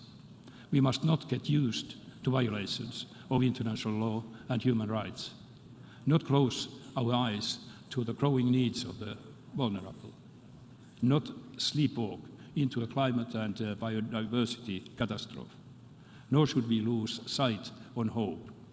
There is still time to act.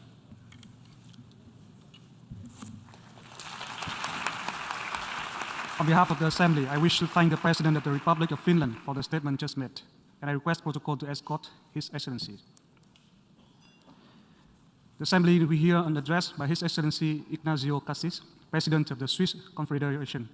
I request protocol to escort His Excellency.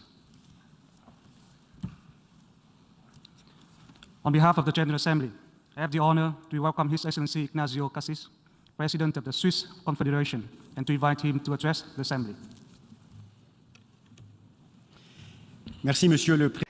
Thank you, Mr. President of the General Assembly, Secretary General, ladies and gentlemen, heads of state and government, Your Excellencies, ladies and gentlemen. 20 years ago, Switzerland spoke for the first time at this podium as a fully fledged member of the UN. Switzerland joining the UN in 2002 was a special event, not only because of the occasion. Indeed, at the time, Switzerland was already the long-standing host state of the European headquarters of the UN in Geneva. It was also working actively within various UN specialized agencies. No, what was special, ladies and gentlemen, what was special about the event was something quite different. Switzerland is the only country to have joined the organization through a referendum. So, a vote by its people. This decision demonstrates that the values and the objectives of the UN dovetail with those enshrined in the Swiss Constitution. This is why we feel so closely attached to the United Nations Charter. The principles in this charter, the Charter of the United Nations, are more important than ever. Our world has seldom been confronted with so many challenges as today. We are at a watershed moment for ourselves, for the UN Charter, and for the entire planet. I was shocked by the act of military aggression by Russia, a great power, against its neighbor Ukraine. I would like to state that this act of military aggression violates the most basic principles of the Charter, which itself was adopted just after the Second World War, with the aim of preventing wars. Switzerland reiterates the appeal to Russia that Russia end the war in Ukraine immediately and that it respects its territorial integrity. This war is having an impact on the entire world. This is in addition to the numerous other global crises that, of course, we must not forget. Barely any continent today is spared from armed conflicts. Tensions are increasing between great powers, between neighboring countries, and even within some countries. Each day, international humanitarian law and human rights are violated, This is unacceptable and should alarm us. Serious human rights violations are the precursors of possible upticks in violence and instability.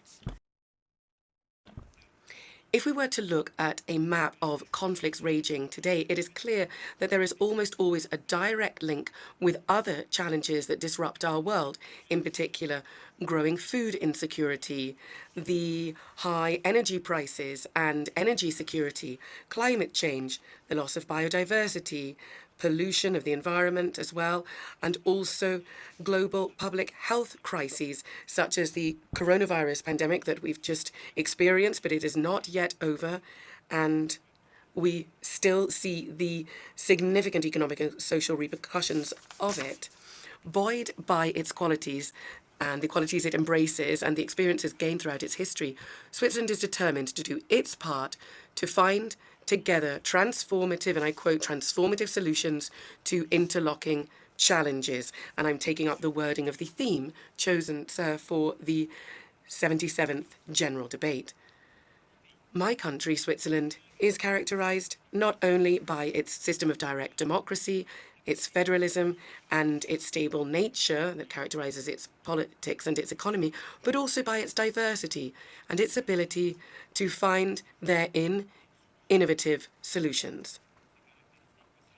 These characteristics shape the way that we manage conflicts and resolve complex issues within our country. Our Swiss culture of compromise and the Swiss culture of consensus is critical. Problems are addressed and resolved through dialogue. Sometimes it's difficult, sometimes it's long, but always by peaceful dialogue. Indeed, that certainly requires time, but it means that broad consensus can be attained for a final result that's perhaps a bit longer than one might like. For some members of the UN since 2002. We've only been here since the 2002. We weren't some of the first, but nonetheless, it gives our situation stability and it makes it lasting.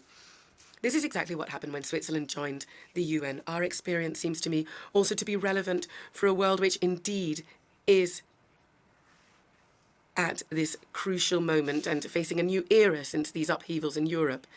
Ladies and gentlemen, therefore, in all modesty, I would like, if I may, outline the four main points that for Switzerland are important and which, in my view, are also crucial in terms of resolving numerous global challenges. Firstly, the importance of fundamental norms and values.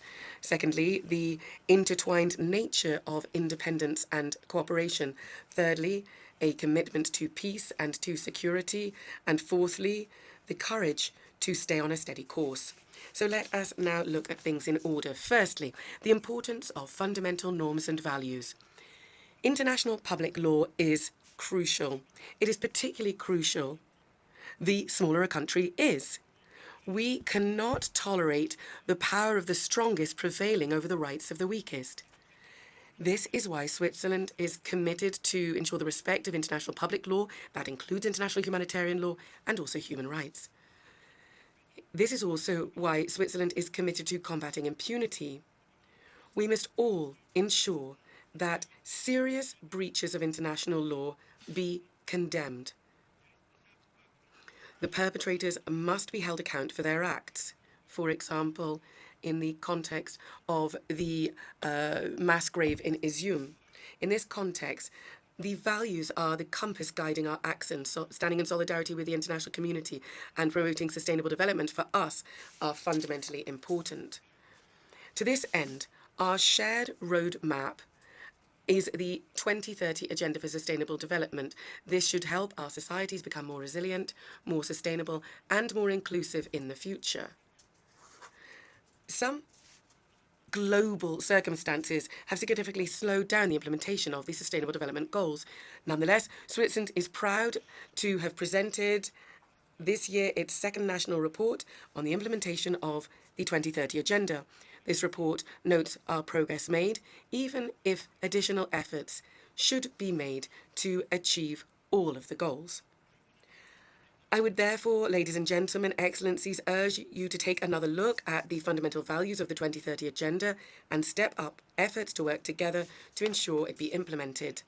The second point was the intertwined nature of independence and cooperation. So they're not antinomes. Pursuant to the United Nations Charter, each country is sovereign and therefore it's independent. Like all countries do, Switzerland values its independence. It enables us to pay diversity of our culture and our population, to pay it the attention that it deserves. Switzerland has 4 national languages and has great cultural diversity. It is made up of 26 distinct cantons, all active politically. And this was before the federal state.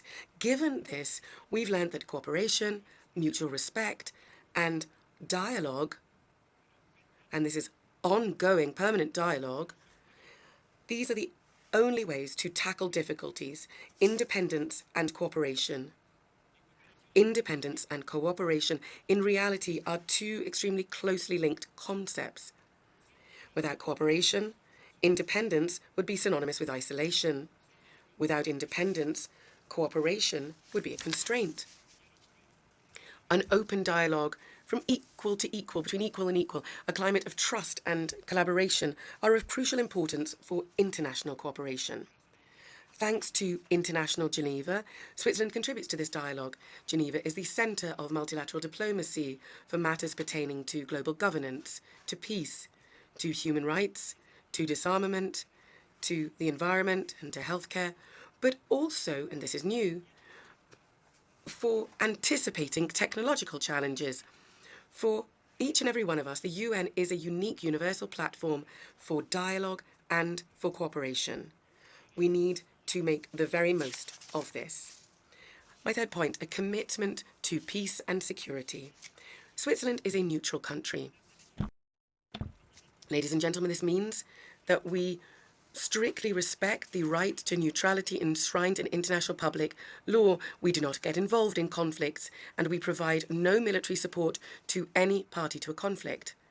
Nothing, ladies and gentlemen, nothing can change this or bring it into question. However, neutrality does not mean indifference. Neutrality does not mean an absence of solidarity. We undertake to protect the principles of freedom, of democracy, and of the rule of law, values that are also embedded in our Swiss constitution. Switzerland was elected to the Security Council of the United Nations here in this hall on the 9th of June with 187 votes. We thank you, ladies and gentlemen, for the strong mandate that you have given us and for the trust that you have placed in us. By proposing our candidacy, Switzerland has shown that it is ready to shoulder its responsibilities to protect peace and security in the world. We will work unremittingly to live up to the trust that you have placed in us and to embody our slogan, A+ for peace. From this standpoint, we have established 4 priorities. 1, promote a lasting peace. We want to make available our long-standing experience in the area of promoting peace and conflict prevention. In this context, we particularly wish to focus on women's participation in the peace process. 2, protect civilians. They pay the highest price in conflicts. We commit to protect civilians, to ensure the respect for international humanitarian law and human rights. 3, strengthen the effectiveness of the Security Council. For a long time now, we have advocated for greater effectiveness of this crucial UN body and for greater transparency in its work and for the involvement of all stakeholders. We will continue to pursue this as part of our term. The 4th point is acting for climate security. Climate change, one of the greatest challenges we face, also threatens peace and security. This is why we will rally to ensure this issue also be addressed within the Security Council. Ladies and gentlemen, it goes without saying that our commitment to a more peaceful world is not just limited to the Security Council. This is why Switzerland, along with its Ukrainian partners, hosted the Conference on the Reconstruction of Ukraine in the Tessin canton, from whence I hail. The Lugano principles that stemmed from that establish broadly accepted criteria for reconstruction and reform in Ukraine. I would like to take this opportunity to commend the involvement of our partners, Great Britain and Germany, in pursuing this process, the first in 2023 and then Germany in 2024. If the parties involved so wish, Switzerland always stands ready to share its long and vast experience of good offices. My fourth point is the courage to stay on a steady course. Ladies and gentlemen, we are facing complex challenges. Nonetheless, our resources are limited. It is therefore crucial to prioritize our action. What does that mean for multilateralism? That means that we need to focus on the critical issue of peaceful and lasting coexistence of the peoples. That means that we need a strong, effective UN, and it can only be effective if it is focused. That means a clear and better distribution of tasks and a better coordination of the UN organizations. Then it will make it possible to tap into all existing synergies. That also means that we need to make better use of science. I very much liked the fact that the President of the Assembly has focused on the collaboration with science in his statement this morning. We call this scientific diplomacy. The exciting developments provided here pave the way to new approaches and progress, which is likely to achieve tangible results. The Swiss government, with the Geneva Canton, is proud along these lines to have created the GESDA Foundation, the Geneva Science and Diplomacy Anticipator Foundation.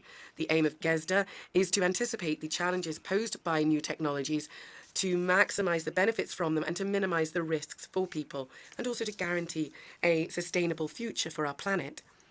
Or, if I can put it another way, the targeted strengthening of multilateralism and the refocusing on key issues, these are precisely these instruments that will enable us together to find a solution to this difficult period that we're in and will guide us towards a better future. The UN provides a unique framework, the only framework currently globally to fulfill and uphold the resolve expressed in the preamble of its charter, namely, unite our strength to maintain international peace and security. That is the focus, as partners and not as adversaries. Thank you very much.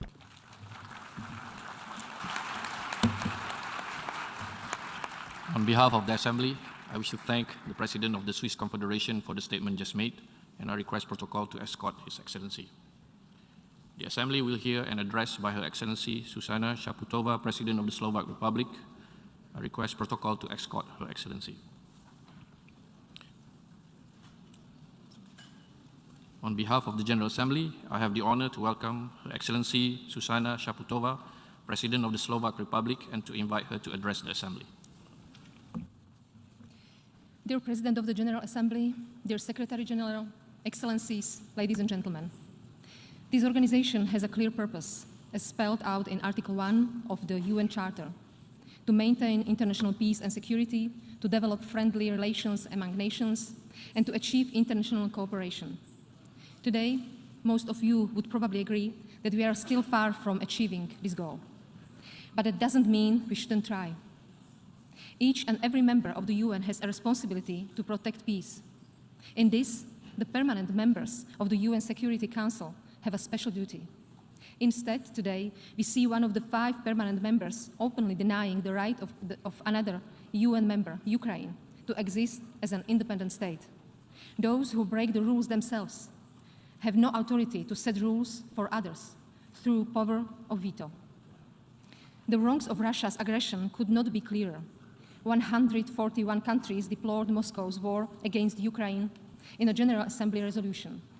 No veto at the Security Council can change the fundamental truth. The truth that today, rather than protecting global peace, Russia is doing everything to undo it. Moscow's aggression has inflicted harm on the entire world. Thousands of innocent Ukrainian civilians have been killed. Millions had to leave their homes, triggering one of the largest refugee crises in Europe's history. 50 million people are on the brink of starvation in Africa and Asia. Russia's blockage of Ukraine's ports and confiscation of its harvest has made that already grave global food crisis even worse. We welcome the deal mediated by the Secretary General Guterres and Turkey, and we call on Russia to fully unblock all Ukraine's ports. Otherwise, the world will continue to suffer. The democratic world and all of us must be a voice of Ukraine, the voice that won't be silent, one voice that will continue to testify about Russia's crime in Ukraine, the voice that will remember and that will act so no one is ever allowed to commit such atrocities again. Excellencies, Vladimir Putin hopes to conquer Ukraine and scare the rest of us. In this goal, he has failed, as Ukraine's recent successes on the battlefield demonstrate. We will rebuild peace. To do so, we must learn from our past mistakes. This is not the first time we have seen aggression in Europe. Russia has occupied parts of Georgia since 2008 and parts of Ukraine since 2014. Our response to these actions was incomplete. Concerns about our response to these actions and our comfort weakened our resolve. The tepid sanctions we imposed failed to discourage Russia from trying again. Our weakness encouraged more aggression. We must not repeat the same mistake again. The ignorance of rules is poisoning global security, and it must not be allowed to stand. More than 50 countries, including all members of the European Union, have already imposed tough sanctions on Russia. Slovakia is Ukraine's direct neighbor. Our own security is impacted by this war. We are neither the biggest nor the richest country in the world. We have long been dependent on Russia's energy supplies, but we chose the protection of our fundamental rights. We have imposed sanctions on Russia and are supporting Ukraine, including through military aid, because Ukraine's fight is just and defensive and in line with international law. I invite all of you to join. We should all help Ukraine politically, militarily, financially, because this is the only way how we can restore peace. Honorable members, the war in Ukraine is not the only crisis exposing the gap between the rules and commitments we agreed on and their practical realization.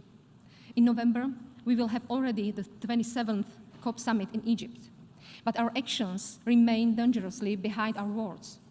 Our greenhouse gas emissions are not falling fast enough. How much more scorched earth? How many millions more climate refugees? How many flood victims does it take to convince us that ignoring our commitments is no longer an option? We are desperately behind in cutting our emissions. Worse, we hear voices that argue that climate crisis must wait because of increasing energy prices. This would be a grave mistake. Yes, the price increases are painful, and we must help those who risk losing access to energy. But we must not lose sight of the bigger picture. We are talking about the rising prices of commodities, which we must phase out anyway to stop the planet's warming. Rather than bring back subsidies for coal or gas, we must transition away from them. Renewable energy is less dependent on those who are trying to use gas or oil as an energy weapon, and it's cheaper. Despite the current energy crisis, Slovakia stops using coal as a source of energy next year. We are investing in renewables and launching a retrofitting program for buildings to boost energy efficiency, because the cheapest energy is the one you don't use. We can only do this together, globally, and in solidarity with each other. We need all big economies to join and help those who need it. At this year's COP27, we need a significant increase of funds for lower and middle-income countries. Many of them contribute very little to our planet's heating, but suffer the most from its consequences. Excellencies, as the world community, we have put short-term comfort over lasting solutions when it comes to two crises, that of international peace order and that of our climate. But there is a third crisis of relativization of values, facts, and expertise, as well as a decrease of trust in democratic institutions.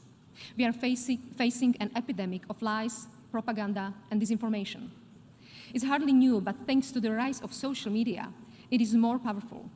If algorithms favor hatred over truth, or nonsense over science, if they appeal to our instincts rather than the greater good, what hope is there for global understanding, or for the sort of cooperation that the UN has been created to advance? Democracies are tolerant by default. but they die if they start tolerating intolerance. Along with the rest of the European Union, Slovakia leads the way for an achieved and democratic regulation of major social platforms and online media. Online space should be guided by the same democratic rules that apply offline. We welcome UN initiatives for rules for state behavior in cyberspace. The efforts toward a so-called Digital Geneva Convention are justified and needed. The crises I mentioned have a disproportionate impact on women and girls. This plays out in higher rates of gender-based and domestic violence, greater economic insecurity and poverty, or worse access to education and healthcare. However, I'm not here to portray women as victims. I'm here to call on all of them to step up their engagement in public affairs. Women are agents of change. The world has a collective responsibility to support them, because we are already seeing the consequences of a world that is run without taking their unique and diverse experience into proper account. Ladies and gentlemen, time has not been very favorable to the ideas that build and sustain this organization. The peace we should safeguard is fraying. The international cooperation we should foster hasn't prevented a climate catastrophe. And the spirit of shared global commons that the UN embodies is under attack from extremists, their voice multiplied by new technologies. Half measures are not enough to cope with these challenges. We have tried that before. It's time for action and for clarity. We, the members of the UN, need to clearly side with victim over aggressor. We must choose international rules-based order over the power of gun. We must urgently deliver on our climate goals and find working rules for social media platforms to protect our societies and the international order. Sure, we can delay and compromise. But again, history teaches us that passivity and ignorance never solve crises. They only delay the moment of reckoning. And since obeying even the smallest of rules matters, let me finish here to respect the agreed time limit. Thank you. On behalf of the Assembly, I wish to thank the President of the Slovak Republic for her statement, and I request protocol to escort Her Excellency. The Assembly will hear an address by His Excellency Emmanuel Macron, President of the French Republic. I request protocol to escort His Excellency. On behalf of the General Assembly, I have the honor to welcome His Excellency Emmanuel Macron, President of the French Republic, and to invite him to address the Assembly.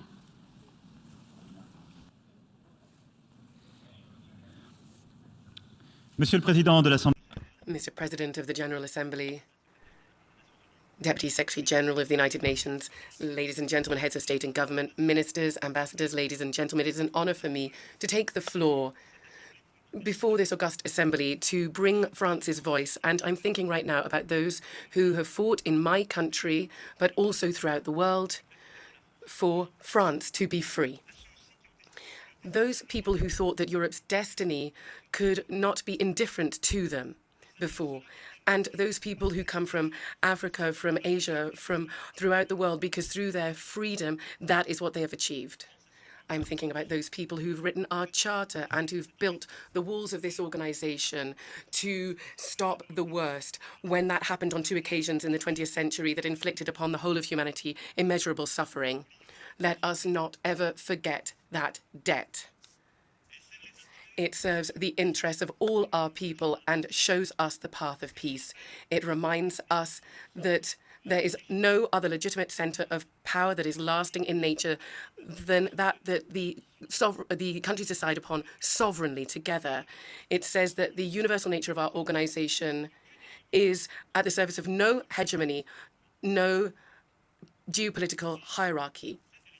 This legacy, our organization, like our choices as nations, are today, however, confronted with an alternative. Today, we need to make a simple choice, basically, that of war or that of peace.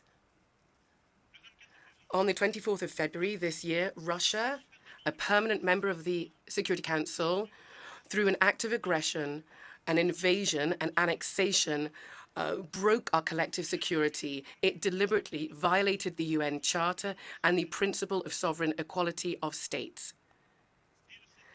From the 16th of March, the International Court of Justice declared the Russian aggression as illegal, and it called for the withdrawal of Russia.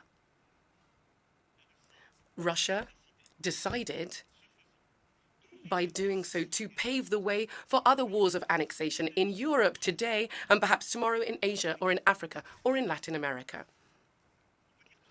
We can say anything we want today, and I hear a lot of discussions, a lot of stances are taken.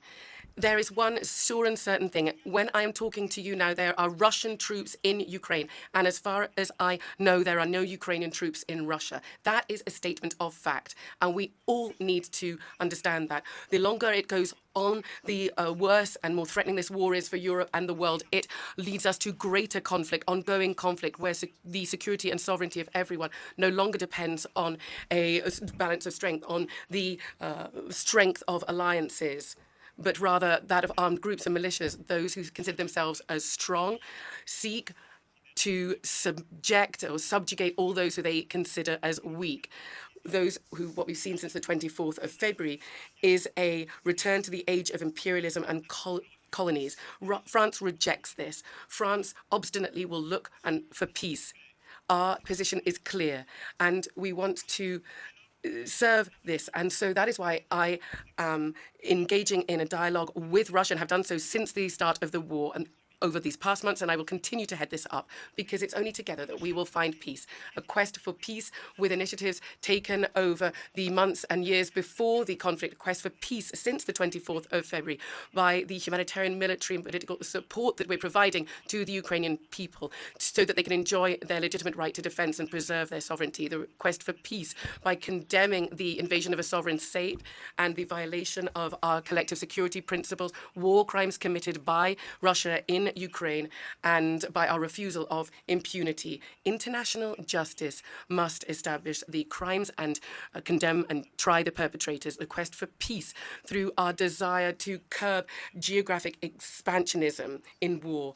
And here we undertake to support the efforts of the IAEA to prevent the impact of war on safety and security of nuclear plants, as we'll do tomorrow beside the Ukrainians, whose sovereignty and safety is absolutely crucial. We have ensured that a IAEA mission went to Ukraine, establishing its independent report to prevent the risk of an accident whose consequences would be devastating. We are all aware today here that only an agreement that respects international law will enable peace to come back.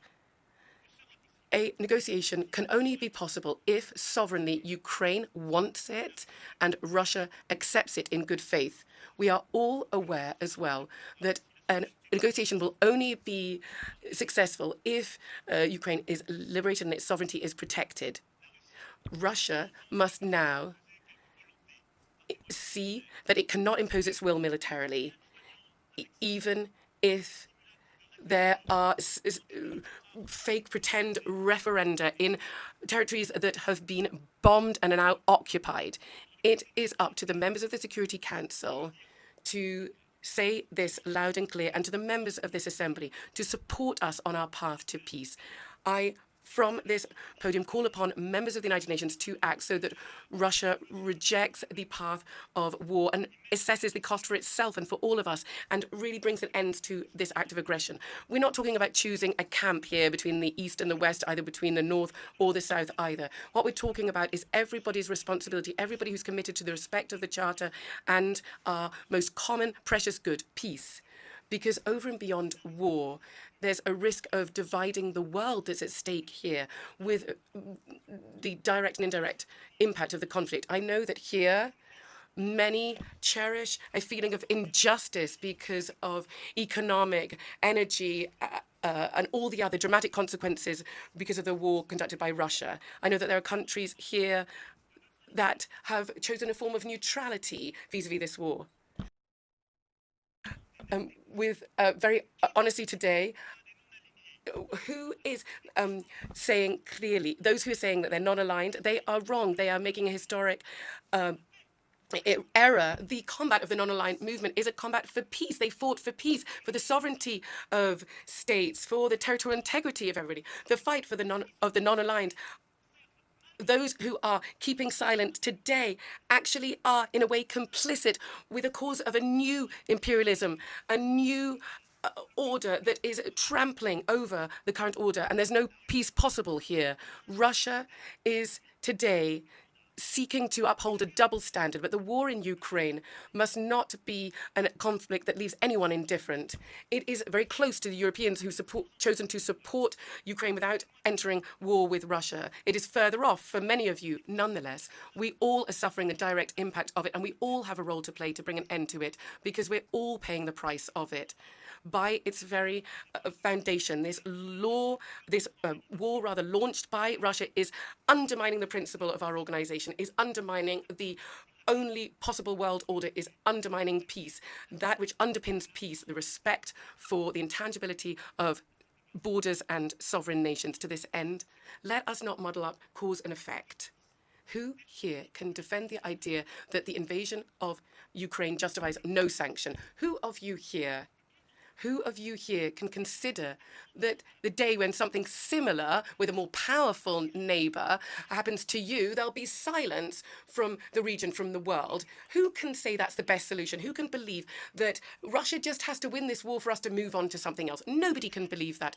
Contemporary imperialism is not Western, it's not European. It takes the form of a territorial invasion linked with a hybrid modernized war that uses energy prices, food insecurity, nuclear safety, access to information, and population movements as weapons for division and destruction.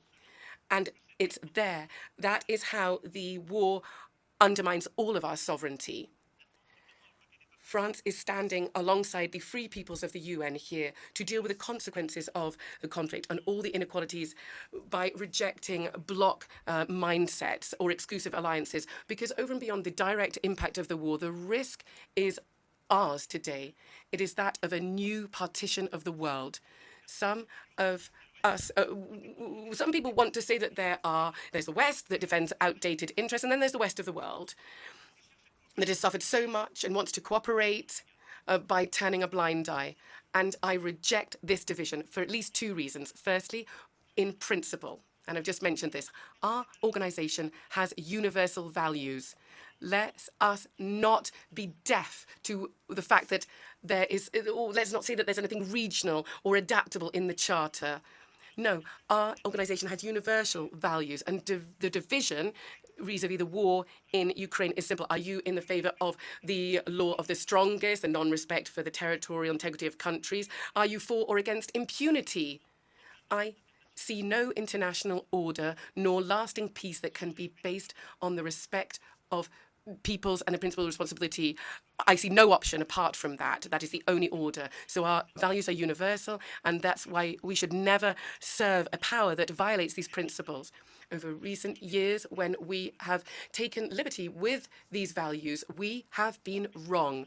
But this can in no way justify trampling on what we have built together after the Second World War.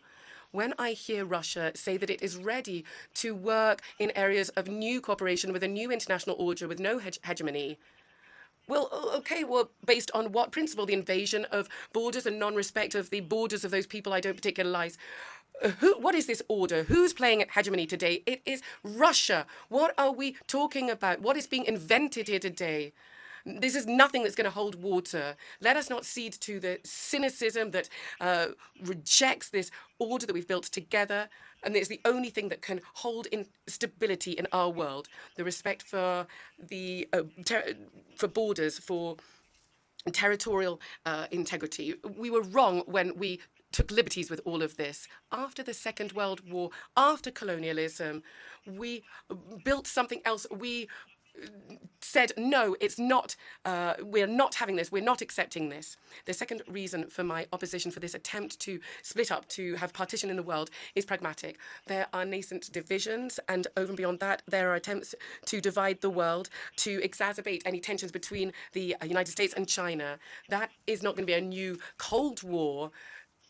There are lots of different powers that are trying to promote regional tensions and push back collective security and promote nuclear developments. I therefore think that we need to do everything that we can to ensure that this division does not occur, because what faces us, the challenges facing us, are more urgent, and they require new forms of cooperation. Let us look at Pakistan. A third of the country is underwater. over 1,000, many people have died and were injured. The Horn of Africa, the worst drought for 40 years, a rainy season which will undoubtedly be even worse. Half of humanity is living in an area of climate danger. Our ecosystems are reaching the point of no return. Let us look at Somalia, at Yemen, at South Sudan, at Afghanistan. Famine is coming back. The food crisis is striking everywhere, and it is affecting the most vulnerable people. Millions of children are facing famine. There are 100 million people displaced. Between 1999 and 2015, only 130,000 people escaped poverty, and so many people today are in conflict-affected countries. Given these crises, climate change, pandemics, the spike in food prices, the most vulnerable people are always the worst affected. Threats are always there, over and beyond all that. Terrorism that affects the Sahel and the Middle East, nuclear proliferation in Iran and in North Korea as well. We have not managed to curb this. These are the things we need to address urgently. And there were all these descriptions that I've just given you, and this list is not exhaustive.